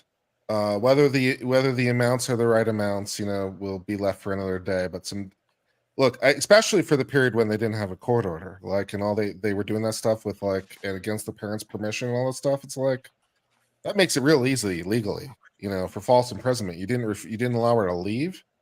It's like whether the numbers are right. It's like, but yeah, a lot of this is really problematic. So You're not under arrest, but you're not free to go. Yeah, that's not how that works. Yeah. The other thing is, there's sorry, go real ahead. room for in the system for people who are outright monsters, like straight up, and they get protected by the system. And I hope that this changes that. And just as a personal example here, my parents had a divorce. So as part of that, I got sent to, this psychiatrist to get some sort of assessment as to whether I was being manipulated or whatever else. So I go to this guy. I have one appointment with this guy, and I'm like, and I come back and I talk to my mom and I say, this guy is creepy. I don't want to have another 8 sessions where I'm alone with this guy. I don't want to do it. And she said, okay, we're not going to do it. And she caught hell for that. The court was not happy with that decision at all. Anyway, fast forward about 5 years, and that guy makes the news because he was a straight up predator. And my call of this straight up predator, not a roundabout predator. Those are there you go. Yeah. But straight up now, tell me you're gonna predate me forever. Oh. But he got convicted for essaying several clients, and me going, this guy's creepy, and my mom's decision of, okay, we'll not do you don't have to go to the creepy guy was a huge dodging a bullet, right? But that guy operated in the system because he enjoyed that kind of power. He tried his best to screw my mom over in the at the end of it. And I don't think it was mom. I don't think it was your mom he was interested in. Hey, yo. Yeah, but it was just, he was straight up, like, he wrote a report that basically tried to ensure she would never get any custody at all. And that guy didn't get enough jail, but it's people like that operate in the system, people who are bullies and just want to use and who want to, who enjoy using their power, all of that, and they shelter in systems like this. Well, that kind of goes back to what I was saying at the beginning. I think just personally, I think this played a huge part in it. If they would have just listened to Maya's mother and given her serious consideration with what she's saying. But I think they said, well, she's a nurse. She thinks she knows better than us. We're going to discount what she said. You just know your role, stay in your lane. And then you get all of these women who are exactly what they were called by the defense, prosecutors for the state, to go in and investigate. And they see so much abuse all day, every day, that when they see something that's not abuse, they still process it as abuse. And even when the nurse mother says it's not abuse, they still just push her out of the way and go. This could have saved them $261 million if they would have just listened to the mother. And as much as people want to defer to the expertise of doctors and stuff like that, unless a child's going to die, listen to the parents. You make your report. Yeah. Look, I hate CPS, but you make your report. CPS comes knocking. If they develop sufficient cause to get a warrant to investigate the family, they will do it, but they have to do it. We have a system for it. It is not the hospital's job to subvert the Fourth Amendment seizure requirements to seize a child from a parent. And it's like, I don't care how fucking expert they are. I don't even care if the parents are doing the wrong type of care. The wrong type of care is the one that puts the child in imminent danger of permanent injury or death. And if they're not in imminent danger of permanent injury or death, to a greater degree because of the actions of the parents, I really have a hard time justifying any encroachment on that parent-child relationship. And again, if you think it's wrong, there are government actors who have a constitutionally restricted process to investigate these claims. And I have no faith in CPS to do their job well, but at least they're bound by the Constitution. At least you can bring a 1983 claim, and against a hospital acting in the best interest of the child and on good faith, they get, in a weird way, more immunity because they're not bound by these constitutional concerns. They're bound only by tort law, often common law tort law. And that it's was like, something to talk about, was the immunity, which was so frustrating that they couldn't even bring in the stuff about the dependency case. They couldn't even bring in all the shit that happened between Kathy Beatty and Dr. Sally Smith and how they had colluded together on almost 300 cases. They couldn't bring in all the shit they did. That's not right. These laws have to change. Immunity has to be stripped from all of these people. It has to be stripped from them. If they are found to have done bad things to your family, bad things to your kid, and acted not in good faith, they cannot get immunity. It's bullshit. I understand and I agree that the hospital, okay, it was fine to make the call, but did you know that they made the call? DCF looked into it and they said, we don't want it. And then they made another call. They fabricated some more evidence until they got what they wanted. That's outrageous. It's outrageous. Yep. The other thing that happened, Nick, that we didn't talk about, this is breaking news. Maya Kowalski went to the police today and she filed a report for sexual assault against Jay Hatch. Good. The sheriff is now investigating, and it's up to him. But her attorney Anderson was on court TV today, and he said, "We're going after the hospital for this too. It's up to the police, obviously, but we're going to hold Jay Hatch responsible for that as well. Because if they didn't do it, they let somebody into the hospital who did." Didn't Florida just pass the death penalty for child sexual abuse? Maybe. I'm just kidding. They Johns Hopkins administrators to death. Who knows? I don't know. They wouldn't get it. It wouldn't be available. I believe it does. I believe it does have to be overtly penetrative sexual activity with force is the only way they could even pass a law. And that law will almost guarantee be struck down by SCOTUS. And also, it wouldn't be retroactive in application. So. Well, that's too bad. Oh well. Well, we can make it retroactive. Get Wait, your axe, Nick. wait Get a the minute. axe. We forgot, guys. I have to do the most important toast, and no one even asked for I have it. no drink. Do you know? Hold on. I got drink. I'm gonna have to drink out of the bottle though. I don't have a glass. I went and got a drink when everyone was fighting. So We expect you to drink out of the bottle, Megan. It is now November 11th, but this show started on November 10th, which should be a world holiday. Why It is because that's the date of the sinking of the Edmund Fitzgerald, I 1875. fucking hate Admiralty maritime lawyers. You know what? And I hope a rogue wave throws you into fucking crab canister, you asshole. A cheers, a toast, a humble homage and thank you from a nation to a hero born on November 10th, so long ago, Gary Plausch. Gary. May you, Wow. the avenger of children who strikes terror in the temples of pedophiles with a 38 special or whatever it was. My man with the original laser eyes who puts maps on every wall of our hearts. To Gary Plausch, a toast and a cheers to you for Cheers. doing what needed doing. May we all never need the courage to do what you did, but possess it if it happens. Cheers, brother. Cheers. didn't he ultimately end up getting like 7 years of 7 years suspended? 7 years suspended. Yeah. Which is why I was arguing of you in in the chat who favor don't of know, just- juries. If you don't know in the chat who he is, just look it up on YouTube. You'll find out. Also shares a birthday with the United States Marine Corps. Should we Fittingly show enough. the Oh wait, I don't know if I can show the Gary video on YouTube because YouTube's such actual. See, should have common gone to pictures. Rumble. Oh, Should've gone to you Rumble. know, Man, let's just go to Rumble. I don't know why you don't just go to No. Rumble. Why, Going to Rumble. why are I'm you going to- punishing us? What did we Megan, do? I Stop got with into a your fight with womanly YouTube yelling. over some of their censorship bullshit. Well, yeah, me too. just over a year ago. Well, And like Christ. He's in the dumpster. well, you know the and I'm trying to remember the guy's name. The guy who was shot at the roadside there when he was tased Alex and then Murdoch? rushed the cop. Oh. No, I'm trying to remember his name. Anyway, The guy that started all the riots. Wait, Dante Wright?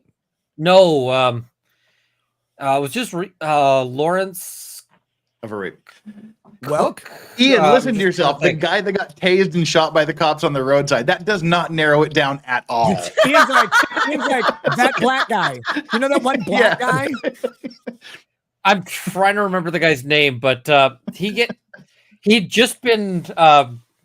he just got a conviction cleared and a settlement out of that. Oh, that guy. And then he goes and gets into an altercation with the police officer, rushes the Tries cop. choking him out on the side of the Tries to- street. I don't yeah, think he was choke him out choking for him the- out, but he's grabbing his face and shoving it back, and then he ends up getting shot. And And hot, to be honest. the In that video. I blurred out the actual moment of the shooting, and then you can't see any blood in it. They're like, "This is a shock video. We are demonetizing." And I'm like, "It is not a shock video. I do legal commentary. Yeah. Anybody who's interested in a shock video is not watching some boring lawyer talking about this for Dude, like 30 minutes." I got hit with that. I got hit with a strike. It's a 5-hour stream, and for 40 seconds, I showed a video of an Australian mall fight where a guy, he had a knife in his hand, he clips the guy's throat, and the guy bleeds out in like 10 seconds and dies. And I then spent several minutes expositing on how the pride of young men gets young men killed, and it's completely senseless. It's worthless. Like, there's a fight over nothing. And they're like, you promoted violence. That's not how I read it. Literally saying this is the dumbest thing you can do, and you die. Let me do this though. I do need to read super chats on YouTube. Thank you guys so much for all the super chats on YouTube. I'm going to read them. We're going to pop over to Rumble. Runkle can show us his gun. Megan can show us her guns. Kurt can show us Wait, his because there's just one? yeah, one arm's bigger than the other. I've seen And then- Runkle's guns. He's got a lot. That And- could take all night. Vice, Good. Vices can show us his short-barreled rifle, and then we'll. Yeah. Yeah, you know. No, My we'll snub have nose. some more over there. I'm going to do these quick. BR17 at OG Tomato Guy, guy at the fair that insults people. That can't be. Jay's board says show foots. Let's see them lawyer toes. No, you have to pay my hourly rate, and it's high, but you'll like it. Genshiken. Yeah, that's my humiliation fetish for you guys. Is I just send you invoices. Genshiken 2006. Ricada Law, please say a toast and a prayer for my cousin Micah. Just diagnosed with stage 4 lymphoma an hour ago. CPR. Oh. 2 girls under 3 that need him. Oh man. Look, a toast for Micah with a crippling diagnosis, devastating to them and the family, but a prayer, of course, for miraculous healing, for doctors to apply skill, wisdom, technology, and all of the goodwill and good faith of the community and people in Michael's lives to bring him to healing if possible, to rest if necessary, and to bring peace to the young children that he may leave in his wake. Cheers. Frank Hernandez says, hi, Rackets in chat. It's officially Veterans Day. Thanks to all vets. And it's my birthday. I'm drinking E&J Apple Brandy with Ice Milo Sweet Tea as a chaser. Nick, can I get a birthday toast, please? Yeah, Frank Hernandez, a cheers to you. And I'm so happy to hear about your transition surgery as you are drinking apple brandy with sweet tea chasers. May the estrogen flood your body. May your non-ovaries produce many children for you. And may you please learn to drink better liquor as you get older. Cheers, buddy. Cheers. Tony says, I work for a company that has ketamine drug for therapeutics for all kinds of stuff, including pain and psychology, approved by FDA, who audit the labs. Really now says, wait, Megan, I think you told me earlier, what was the ketamine dosage they were on? A lot. 2,500 Okay. kilograms per Kilograms. something. No, what was Not it? kilograms. Not kilogram. It's probably milligrams per kilogram. Milligrams Mike, per kilogram. Yeah. We're gonna something like that. snort this entire Whatever it was very, very container high. of it. Look, Okay, I'm but- not a medical professional, So nor it am I sounds a like- lawyer. I don't remember like these 2.5 numbers. 2.5 grams of ketamine sounds like what the dose is. Yeah. Okay, so an overdose of ketamine starts somewhere around 5 grams. Like it's a massively high dosage, and the ketamine works very fast depending on how it's administered, though. Like, so if it's all taken at once, it happens very quickly, and then it kind of cycles out of the body. But if it's administered over a long period of time, it can be extended out, but it doesn't take a lot. I think. Well, she was even put into a ketamine-induced coma for, was it 5 days? Yeah, but yeah, God, that sounds relaxing. it does. How do I right? sign up for Doesn't that? it sound good? Where can I And go that's to the get thing. that? the That's the thing medical. that people need to understand with the amount of pain this girl was in. They said, you got like a 50-50 chance of dying if we put you in that. And she says, yeah, I'm cool with it. Yeah, I'll do it. I've taken ketamine therapeutically. I've taken it in a doctor's office intramuscularly. A lot of So I people can- have. So I can say that it was a very beneficial drug for my depression. A lot of people have taken ketamine and may not know it. If you have had dental or oral surgery done, Yeah. a lot of times ketamine is administered along with nitrous oxide in the gas.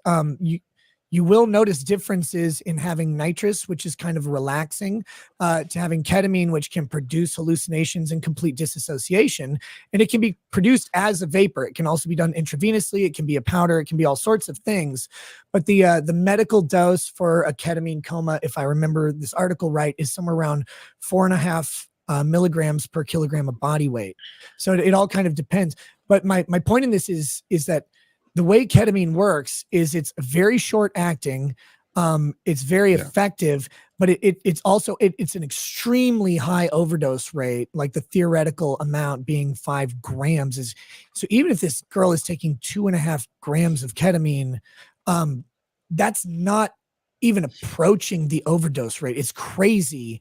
I'm surprised that that's high because even at the even that, but at the doses I was taking on therapeutically, they had me on a blood heart monitor, and my blood pressure spiked by about like 60 points on the top number. So it went from like Yeah. 130 to like 190 on the blood pressure, which apparently is normal. How was it administered to Maya? Was it a intravenous or intramuscular? It was infusions, and infusions is like through yeah. a port, and it's done like over time, right? So it wasn't she wasn't getting the 1500 or 25, whatever it was, all at once. It was over several hours. Sure. So they made it sound worse than it was. It's still a really large amount of ketamine. It's not like anyone is saying it's not, but it did help her. It helped her. Yeah. Dr. Chopra kept saying that it's like a reset. It's like a brain reset.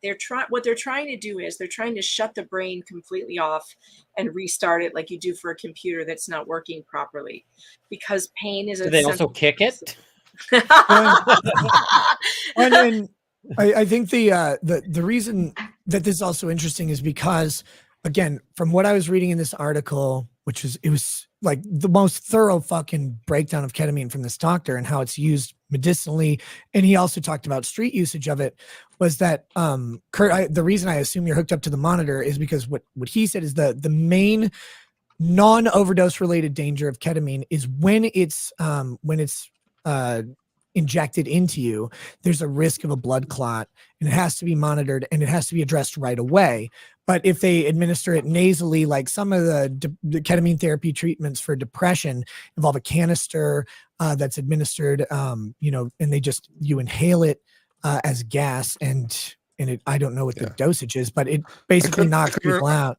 I couldn't really speak to that. I can speak to the fact that it causes nausea, and when they gave me Zofram to help to deal with the nausea, it was a lot better experience. It is dissociative. It is fairly quick acting. Did you have any cool hallucinations? No, I wasn't at dosages high enough for that, but it was an interesting experience. It was like the way I sort of talked about it was like it's like a word association test, but you're like doing 2 or 3 leaps like constantly. Did your doctor touch your butthole at all? There was no butthole touching, to the best of my knowledge. No, that was not part of the therapy. Would you even know? I was conscious, yes. Okay. God damn it. Well, and I get where she was coming from. Look at me trying to offer some actual first-hand information over here, and Nick bringing the party to just a great place. Look, if I'm not telling jokes, Kurt, then I'm the saddest person on the planet. Yeah, fair enough. If I'm serious, something's wrong. Maybe you should try the ketamine therapy then. Hook me up. I'll try it. Yeah, give me a license to ketamine therapist. I'll do whatever. It's funny. I'd live stream it. That'd be even greater. Oh man, you'd say something that you'd come back and you're like your channel's just gone. You're like, what happened? There's something in the chat I have to tell you is not true. Freedom Ring keeps saying this is the misinformation that he wants us to say we're saying. Mom wanted to take Maya abroad for more risky ketamine at higher doses. Maya's own doctors didn't want the dose increased to the levels demanded by Mom. That's false. They literally sent her to Mexico. They said, we can't do these doses here. We can't do the ketamine coma. You have to seek it in somewhere else. I think they even gave her his name. You guys, this is silly. You have no idea how corrupt the FDA is. And the shit that they require to get to do basic medical services that everyone else on planet fucking Earth give. Exactly. They're so corrupt. My God, the FDA, it's just, go back and watch Dr. Chopra, watch Dr. Kirkpatrick, watch his testimony. Just go watch Dr. Kirkpatrick's testimony. I don't listen to Irish doctors. Sorry. This is all bullshit. It's bullshit what's being said in the chat. It's bullshit. Well, we got a bit of ketamine over here. We're going to go ahead and put it in the child. Yeah, it's fine. We put a little bit of ketamine. We give us a proper 12 to chase it. Help him put it down really easy. I wish he had sounded like that. That would have been fun. All Irish people should be required by law to talk like leprechauns. Could you imagine if Conor McGregor sounded like a high-pitched leprechaun instead of like a cunt? Same thing. All right, here we go. Really now says for Eileen, Only person I've seen with that spelling other than my ex. Maybe it is your ex. Lori Elizabeth, thank you for the donation. Really now says, so can I sue CNN every time I want to punch something? Yes. Kristen M96. Quick shout out for Runkle. He's number 2 with his charity stream from last weekend. That's great. Second place is The First Loser. I learned that from a Nike shirt I owned in 1994. Frederick Little gifted some memberships. Thank you so much. Raka Fracka says, what if anything can be done either to the judge that gave Maya to J Hatch and enable their abuse of her, or nothing, judicial immunity, or that the judicial system can do to J Hatch for fraudulent abuse claims to enable the abuse of Beata's death? Well, we saw it. That's the punitive $261 million is what they can do. That's a lot of award. That's a lot of award. And part of the problem, so one other thing about these awards that we didn't talk about while Rob was here, because I wanted him to leave so we could just make fun of him. No, these awards that's the quiet part. Shh. These awards are exceedingly but high. none of that happened Yes. yet. When does the making fun of him start? Kurt, you were talking about how high these compensatory awards are, but one of the considerations that we didn't talk about in that discussion is this is a child. And so part of rewards are economic damages that are literally foreseeable economic damages. Your life has a value. If you are an anesthesiologist, depending on how old you are, your life has a higher economic value than if you're a Walmart greeter. Like that's just how it goes, because the impact of loss of your ability to do your job would be provably higher.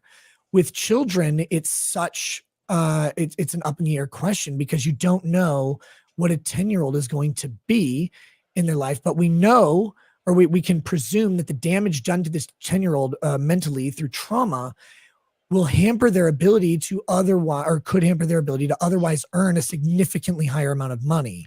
And that's where these higher awards can really come into play and be also given more leeway by an appeals court. And I just found with that super chat, it's more prudent to mention that when you have a 10-year-old going through this, if a 60-year-old went through the same thing, you'd expect the awards, unless they're a multimillionaire, high income earner, something like that, and they're no longer going to be able to produce that income, you'd expect the awards to be considerably lower, because there's so much less life for them and so much less potential on the table. That's the important thing. And that's what I just do all day, every day with these kind of personal injury claims and things. It's for the entire remainder of this person's statistical life. So if a 75-year-old gets injured, his loss of earnings are statistically for the next 3 years. Guys only kill old people, plus they smell. Yeah, that's not legal advice, but it's wise.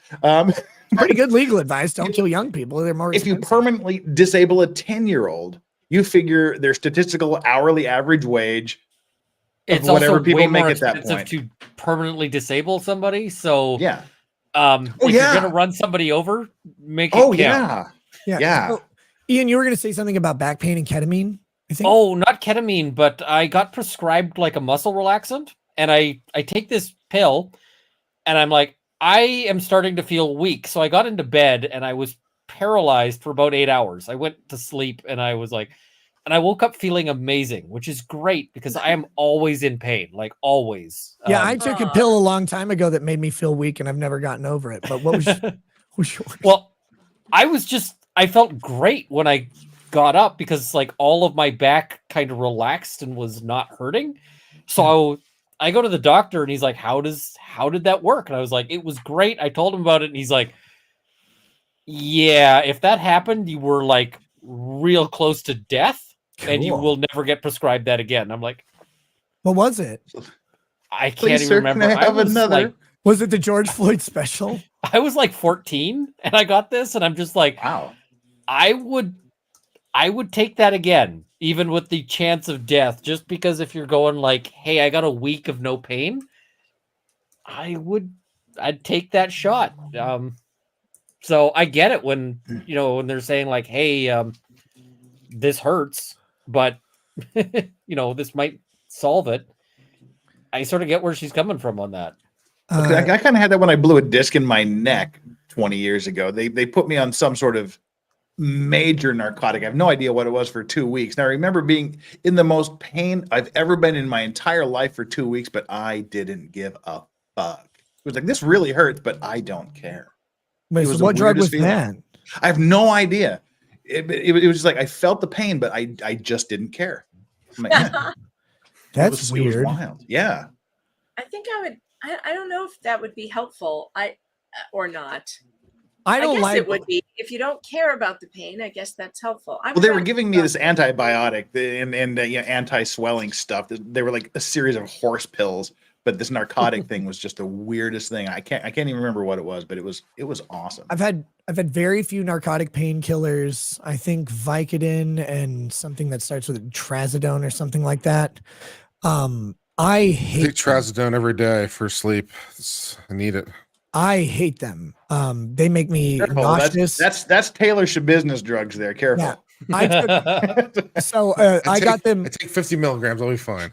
I got them after I've had a knee surgery on each knee, and then I had wisdom teeth, and I don't remember which ones I got them from, but I think it was the 2 knee surgeries. They gave me one, or they gave me a couple pills. I took one right as I left the hospital, and I fucking hated it. So I just switched to Tylenol and ibuprofen. And then years later, I had the other knee surgery, and again I took one. And I was like, I just fucking hate these things. They make me sick. I don't feel good. I don't actually need the pain management from what I had, which was not that bad. I mean, they're one was orthoscopic knee surgery, the other was a bursa sac removal. So these are not like crazy. They weren't like bone grafts or anything. So I don't take them. I hate them. I hate that feeling. They made me throw up everything I ate. Fuck them. For me, I just do the Tylenol and ibuprofen. A shitload They of just it, but terrify the hell out of me because I've had so many clients, like you do criminal law and you've got so many clients whose story is, I was a roofer. I fell off a roof. They prescribed me drugs. And now I'm breaking into, shops and whatever else. It's always like, I got injured in up here in Minnesota. I got injured in a hockey game and then I got hooked on fentanyl. It's like, how'd you get fucking fentanyl? Like, what happens? Like, well, the puck went through my body. It's like, oh, okay, that makes sense. SoCal Patriot says the Maya coverage all stars. Femnital says Megan, bring juror number 1 on right after Dr. Goodhair. Yeah, he's coming on Monday. Dr. Corcoran's going to be with me on Monday. Jesus Davila gifted a membership. Thank you. Legal Vices says, want more evidence. What more evidence of evildoers do you need than a hospital that throws Jesus and chocolate cake in the dumpster? That's good. Good point. Thank you, Legal Vices. Glad to have you in the chat. Hey, TC, he's awesome. I like that guy. Fuck him. He's an asshole. I used to like him more now. He's a cunt. Oh, sorry, we're not in Rumble yet. Sorry. Oh no, you can say cunt. Okay, he's a cunt. Yeah, we're past 2 hours. They stopped caring at this point. Who's the CEO of YouTube these days? I don't care. We just answered that. Well, it's not Wachowski, right? Like that cunt stepped down. It's just a different cunt. Anyway, TC Xerox interchangeable. TC Xerox says when Hunter stated the hospital wanted Maya out of state, they already knew that a child abuse case was coming. Was stated in court. It was strategic. Kate C, aka Snake Plush Kitten. I'm a huge fan of Megan. If I had to be in a knife fight, I suspect she'd be a great person to protect my back. I don't know about that. I don't do fights. She's not Latina, dude. She's not very good at it. I don't know. I'm just an average white girl. Not sure if I could help you. But if you needed me to yell at somebody for you, I am your girl. You want me to take down a board member or some stupid principal? I could do that. Here we go. Next, we've got Whiskey Sour says he was sent by Hunter. Rosebud gifted some memberships. Thank you. Kathy Scott, welcome to Paralegal Status. Tracy Collins says, hypothetically, at a random trial, if the spouse of juror 1 was seated in the gallery during said trial, would that be a problem? Vote no. There. No is the answer. That alone is not a sufficient factual basis to make a determination or even an inference of jury contamination. The crazy thing is, and agree with it or not, the amount of the honor system in play in jury contamination in 2023 is very, very high. We do not sequester jurors in the way that we did in the 80s. We don't do that anymore because it's such a burden on people, and it's largely not necessary. And I hate to expensive. And I hate to be this guy, but most people who end up on a jury, most of them, now this doesn't make it a perfect system, but most of them do take their role pretty seriously And most jury trials are very short. Now, this is a 12-week jury. Like, that's 12-week jury trials are very long. And I don't know how you avoid all the news of it. But until you have some evidence that they specifically discussed the case, then no, you got nothing. You can't just assume that because they're married, they discuss the case. You guys probably know a bunch of married couples who don't talk about anything at all. Like, why would you assume they're talking about what's in court? She's probably like, I was just there to watch you, and God, you suck at being a juror too.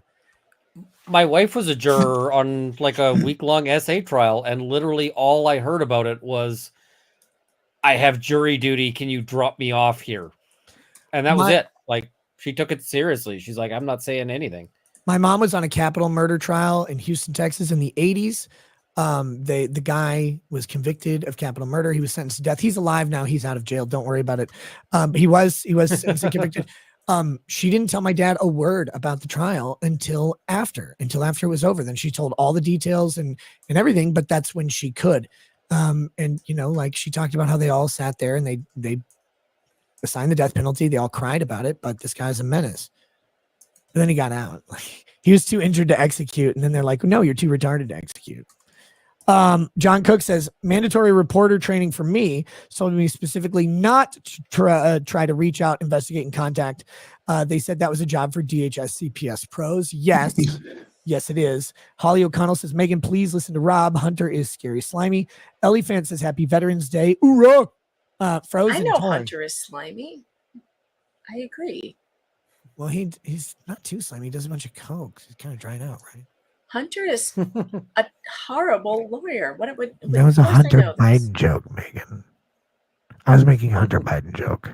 Oh, I'm sorry. Wrong Hunter. I'm sorry. I'm slow.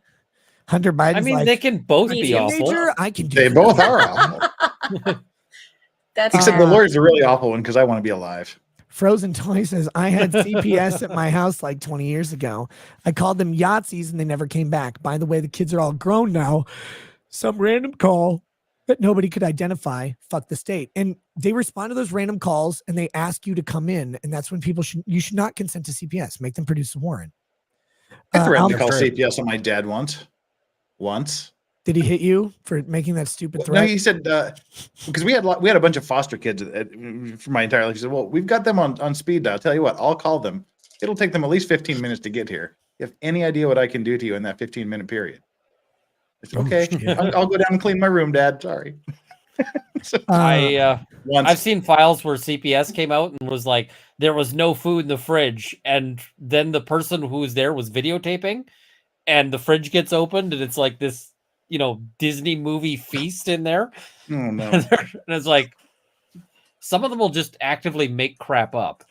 Yeah. So, of course, and there's reasons for it that don't justify, but they're reasons. Anyway. Alma John 1, I thought the hyperbolic time chamber was from Dragon Ball Z. It is hyperbaric. Mount Chiron says, difference in the times. In the 80s, my 17-year-old brother tried hitting my mom, a Marine, with something, and she broke his arm at the hospital. My brother told the doctor my mom broke his arm. The doctor asked my mom about it. She told him, you're damn right I did. If he does it again, so will I. Rosebud, loving the panel. Guess I'm not sleeping tonight. Ellie Fant says, who has the talking stick? Well, it depends where everybody's hands are. Hand check. Amazing Wireless 2 says, I miss the old days. Just Joy says, kick Kurt. Alma John says, Kurt is still salty about the last stream. Guys, this is a case that produces, first of all, it's not easy. It's not we want it to be easy because we hate bad actors. But it's not an easy case because there are bad actors the other way. There are parents that do this shit, conversion shit to their kids. This is a thing that happens. But that being said, very, very rarely. Yes. Rarely. It's like almost non-existent. It's very, very rare. And it's just Megan, child abuse. I am making an Oscar-worthy dramatic point here, and you're like, I have allegations. No, I'm just saying. No, it's this is important. This goes to our fun. Like, the one thing that has been consistently held from the beginning of our nation to now is that parental right. Sorry. Yeah, not always. Jeff, sometimes my hand gets tired. parental rights have always been critical. Like they're the only state right left. It's the only state regulated right left is parental rights. It's the only place the feds can't touch. That's how sacred they are in this shitty system that was supposed to be states and is now almost entirely federal. Parental rights matter, and this goes right to the core of them. Of course we're going to have heated emotions. It's fine. We're all adults. We'll get over it. Sylvia says, love you, Kurt. You're being rude. Amazing Wireless. Can I finish? I told Amazing Wireless earlier I finished several times. Derna 1804 says, I'm sure a lot of people in the CCP are safer because they're tyrannical institutions, Rob. Wow. Rob loves the CPP. I can say that because he left. Rob's like, yeah, CCP. Yeah, you know me. Right? Like that's his intro music. Steven says we're getting a glimpse as to why Kurt is single. Oh, come on. Don't be mean. No. Let's talk about prepping. Says Israel, Palestine now. Megan first. No, then Kurt. Geez. No, we're not going to talk Israel, Palestine. Jesus, guys. John 1 says, wouldn't be a Friday stream without everyone fighting. That's the best because we all get to kiss later. It's not even your birthday. Oh, did I put that in the contract when you guys signed up? We're all kissing later. You don't have to put that in the Jesus. contract. No. By we're all kissing, it's actually we're all just kissing Runkles, so none of us have any problem with it.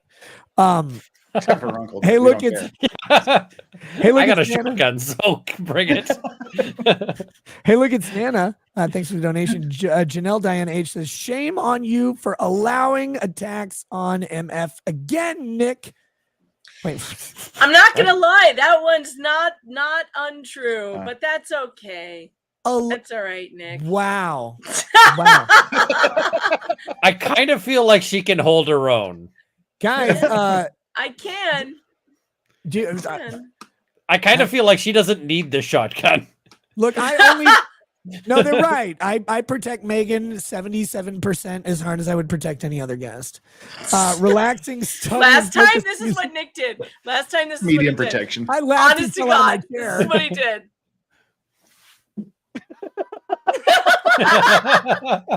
Megan, how can you criticize it? That's produced the greatest gif of my It's entire true. career. It's true. It did. It did. You only I get love medium that gift. protection from Nick. I forgive Every you. time I see that pop Medium up on Twitter, protection. It's all right. every time I see that pop up on Twitter, I'm like, how is this?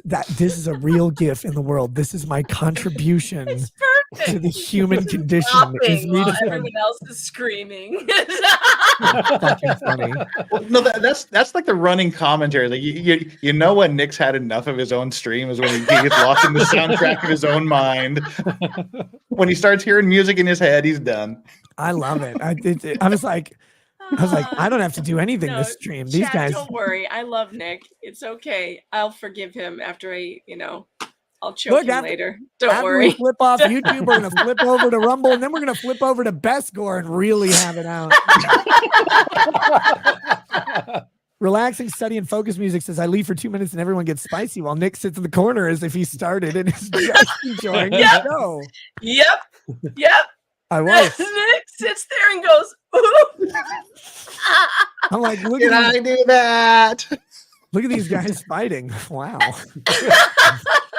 It's Just full on amazing. Urkel. If I was Joe Rogan, I'd just be adding commentary. I'd be like, "Oh, I'm going for an omoplata. No, it's a Kimura. It's a Kimura. It's not a Kimura. It's an omoplata. Joe, it's not an omoplata. Stop it. Okay. Relaxing study and focus music. Horse Welfare says, I'm a victim of the broken healthcare system. Oh God, that's going to be sad. I was a veterinarian for 20 years. In 24 hours, an ER doctor who purposely chose to ignore me left me permanently disabled. It can happen to anyone. Of course it can. Jake Velton says, med mal standard of care as a factor is broken, in my opinion, as a pharmacy doctor. E.g., standard of care for COVID was intubation, remdesivir, objectively killed people, and was established by faux trials and false consensus. I don't know a better way yet, though. Well, but see, that's the interesting thing. If you breach that standard of care and it causes harm, this is the wild thing about the standard of care is they don't care what the standard's outcome is. The standard's outcome produces X. If you breach the standard and a worse outcome is produced, then you have a claim. But that's the only thing we can base it on because medicine is very difficult. Like that's the reason it's like this. Holly O'Connell, med mal because they had a diagnosis and ignored it. Dark Lush says, keep on fighting, Kurt, even if I might not always agree with you. But on this one, you have it. You are by far the most impartial in regards to legal standards at play, far more than Megan emotionally ignoring standards. Xander's Rand says, is Andrew mindset not coming just in case of drama? Yeah, I don't invite him on when I'm like, there might be drama here. I want Andrew legal mindset. It's probably coming because of the drama. Yeah, I was going to say, he doesn't really seem like the kind of guy who necessarily avoids. Oh, great. Somebody else to scream at me. Yeah, sure. Bring Andrew No, on. Megan, that'll don't be worry. perfect. I've got something saved up for him from months ago. Bring him on. I've got shit to say to him too. Bring it on. Did he think you were Disney or something? Megan, no, he criticizes me. He calls me a beta over drama stuff. And I'm like, well, I may be a beta, but you're a woman. Northwood Bring on Peachtree. Andrew. Northwood Peachtree says, hey, you. KCC says, show me on the Ricada where the nose touched you. All over. My bedroom plants. It is a holiday. Remember the 11th hour, the 11th day of the 11th month, 1918. That's right. It's Veterans Day. Tara Rayner says, I love you all. R.I.P. Beata, and so happy Maya is seeking criminal justice now. And thank you to our veterans and yours for their sacrifices then and now. Tara, your veterans burned down our White House. Fuck you. Frank Hernandez said, Frank Hernandez says, asked for a birthday toast and got a birthday roast for my poor choices on my E&J apple brandy. Thanks, Rackets. Love to see it. I'm off to bed drunk now. See you. Oh, you got junk off. How do you get drunk off of that? E&J apple brandy. What, did your mom fill your bottle with a whole 175 of it? Like, what did she spike your E&J with breast milk so you could get drunk? Jesus. Tara Rayner, my accident in April caused loss of the use of my upper extremities in waves. Still on concussion protocol, and I've been on so many meds. None work. Fuck that. Drop Barracuda says, no cap. My ex worked at the county medical examiners. They consider mild back injuries to be a terminal condition due to the medications prescribed. Oh yeah, they're fucking brutal. Chronic pain is like chronic pain. Ian can talk about this. Chronic pain is it sucks. Like it. You're never comfortable. You're always uncomfortable. I get like a limited number of pain-free days a year, and and it's fantastic when you get them, but I'll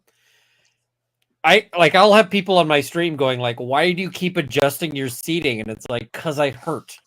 That's why I shift around. I thought it was because your chair was made of Legos and sometimes it hurts your butt. I mean, the chair does suck, don't get me wrong, because this is like a Secret Labs chair. It's supposed to be good and so forth. They suck. I will never buy another one. I keep getting replacement parts for this thing. I can't throw replacement parts into this fast enough to keep it functional. And they're like, you're sitting wrong. Parts, it's a chair. It's just a chair. Oh, they've sent me like new armrests. They've sent me a new seat for it. They've sent me all this stuff, and it's like the one piece of advice throwing parts in this. The one piece of advice that literally 100% of the people I asked gave me when I started the stupid YouTube thing was don't ever, ever, ever buy a gaming chair. Yeah, across the board. And I went, okay. I technically have a gaming chair, but it's a hybrid. I have the Logitech X Herman Miller crossover chair. That's a good one. It's really like the seat is nice. It's very cushy and springy, but it's breathable, so your balls don't roast. The backrest is really nice. Armrests are great. I can sit in this thing for hours. It's really comfortable. I'm fat. I don't want blood clots.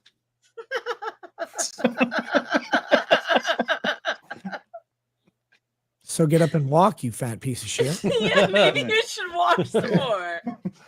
I have to walk to the butter. It's in the kitchen.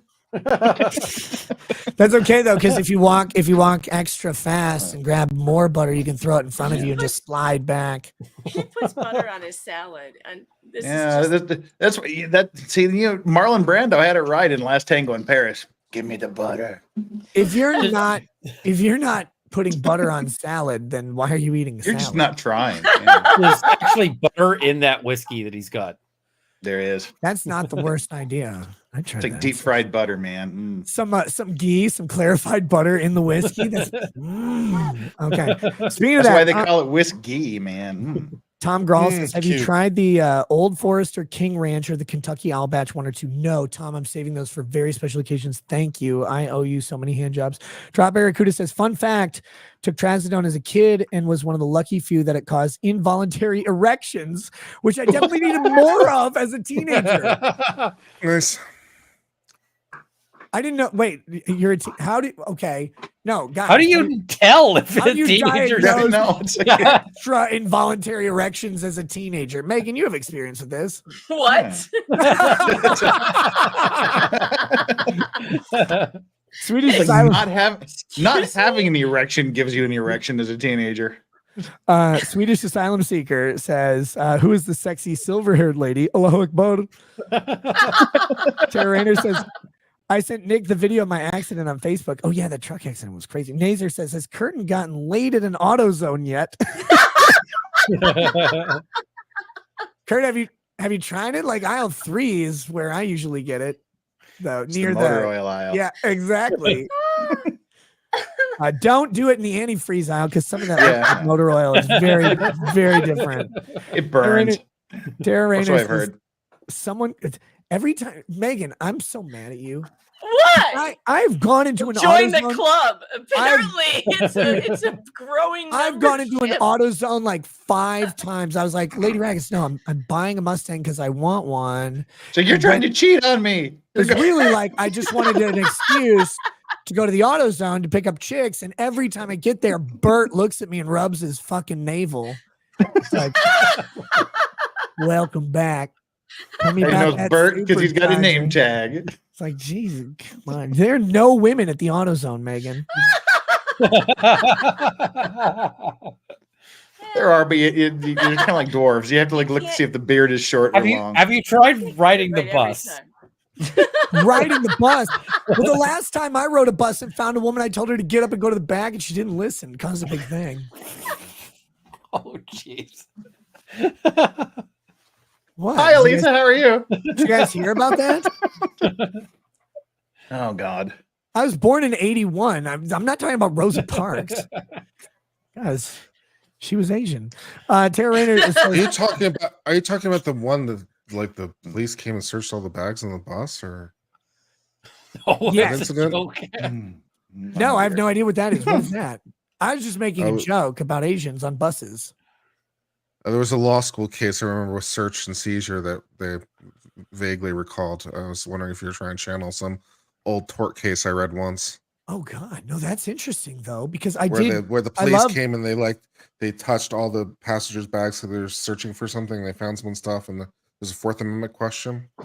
Oh, because basically, effectively, can a bus driver or representative of a bus company consent to searches of individual passengers' baggage? That's a Something pretty like good that, yeah. question. Yeah, I hadn't vaguely even recall a thought case of like that. Ooh, I'll have to look that up. Yeah. Tara Rayner says, someone called CPS on me once. My youngest was 4. They asked her if I drink beer, and she told them no. Mommy drinks alcoholic whiskey. Oh, well, Alan John wants us. Little Racklet, does your dad drink beer? Does my dad look like a bitch? He drinks hard liquor. Alan John wants us. Why does Kurt look like Pennywise, the dancing clown? You look like Because Like Pennywise is a 8'8"? handsome guy. yeah. He can rip your arm off like a wing. If he's in a sewer grate only. Nazer says Megan and Ty on to see who cuts people off the most. Oh, I'm going to organize that. That sounds funny. We should have a counter. I need a producer to cut off counter. KCC says Megan, Munchausen by proxy is the religion of the cat lady who becomes single moms. Mm. Jake Cute. Velton, to speak to C/Kurt's experience, the dosage for depression, ketamine, I guess, is low enough to avoid disassociation, but they still work well. Dosages for these conditions are significantly higher. They avoid disassociation by complete sedation. That There makes you sense. go. Well, if you're Cool. not going to disassociate, why do it? I can't imagine. Like, look, I don't know anything about it, but if you're going to give I don't me either. something, if you're going to give me a hallucinogen, I want the full hallucinogen. Yeah, I want to piece it is. out. Yeah. Yeah, I don't want to look at your ugly face. I want to look at whatever ugly face my brain makes. It's probably just mine. Nazer says, Runkle, why are your people so soft? Fuck apple brandy. I just want to point out I don't have apple brandy. because Wait, you have, yeah. do you have Canadian wait. Mist? you don't have apple brandy. What do you have? Like bumbleberry brandy, like something even weaker than apple. Oh, no, What's okay. more Ketamine's kinda- effeminate? What's a more effeminate fruit than apple? I don't know. Grains. Pomegranate. Is that Jura's a good whiskey. Jura 10? There. Kiwi. Yeah. Oh yeah, Yeah. kiwi. Jura's Ketamine, good. ketamine was kind of like dreaming Kiwi without the whiskey. visuals.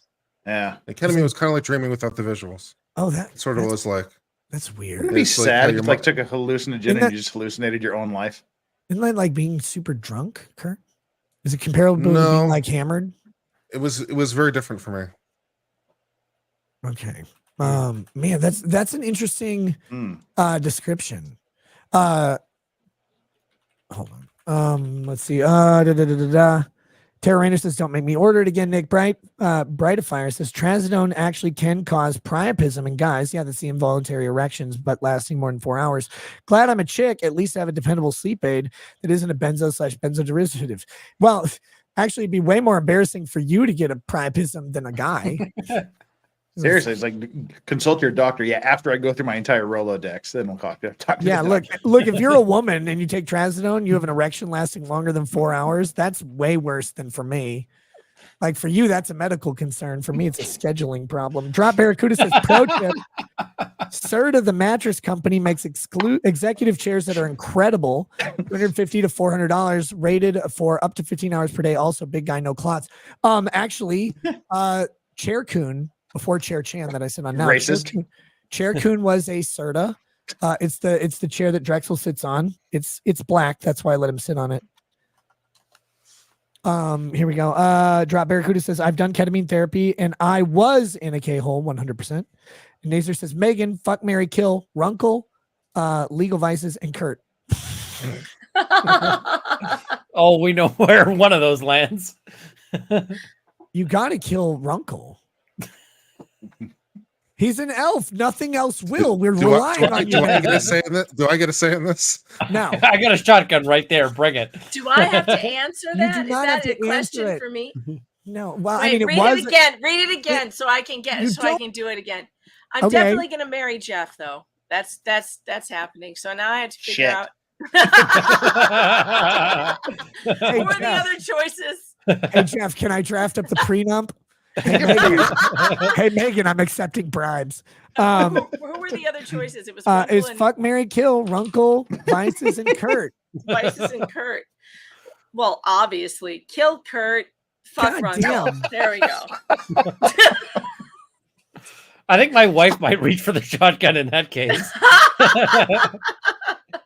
I have that way different. I have the whole thing way different. I just do all of them to Jeff. The question is what order? I said the order is important. It's a business time for you, Jeff. I'm pretty much thinking your order had better be different than the order in my head. I'm gonna kill you. I'm gonna fuck you. And I'm gonna marry you later. Okay, that's an acceptable order. I agree to that order. There you go. All right, YouTube guys.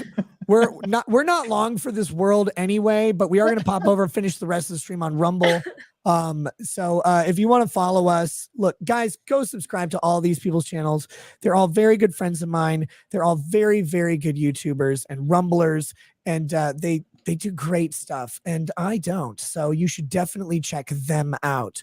And you will find such a bevy and plethora of information, expertise, approaches, interests, types of coverage that's going on. Like where we fall in common is rare. Where we fall in diversity and interests or in interesting divergence is common. And that's a good thing, that we can come together and laugh and make fun of each other and yell at each other. And also, make me money is always something I prefer. but really, like if you're looking for good entertainment, you should be anywhere else. And here's 4 great examples of where you can go. With that, guys, we're going to move over to Rumble. It's a 25-second stinger. We're not going to be on Rumble long. I just want to say faggot a whole bunch. We'll be over there in just a second.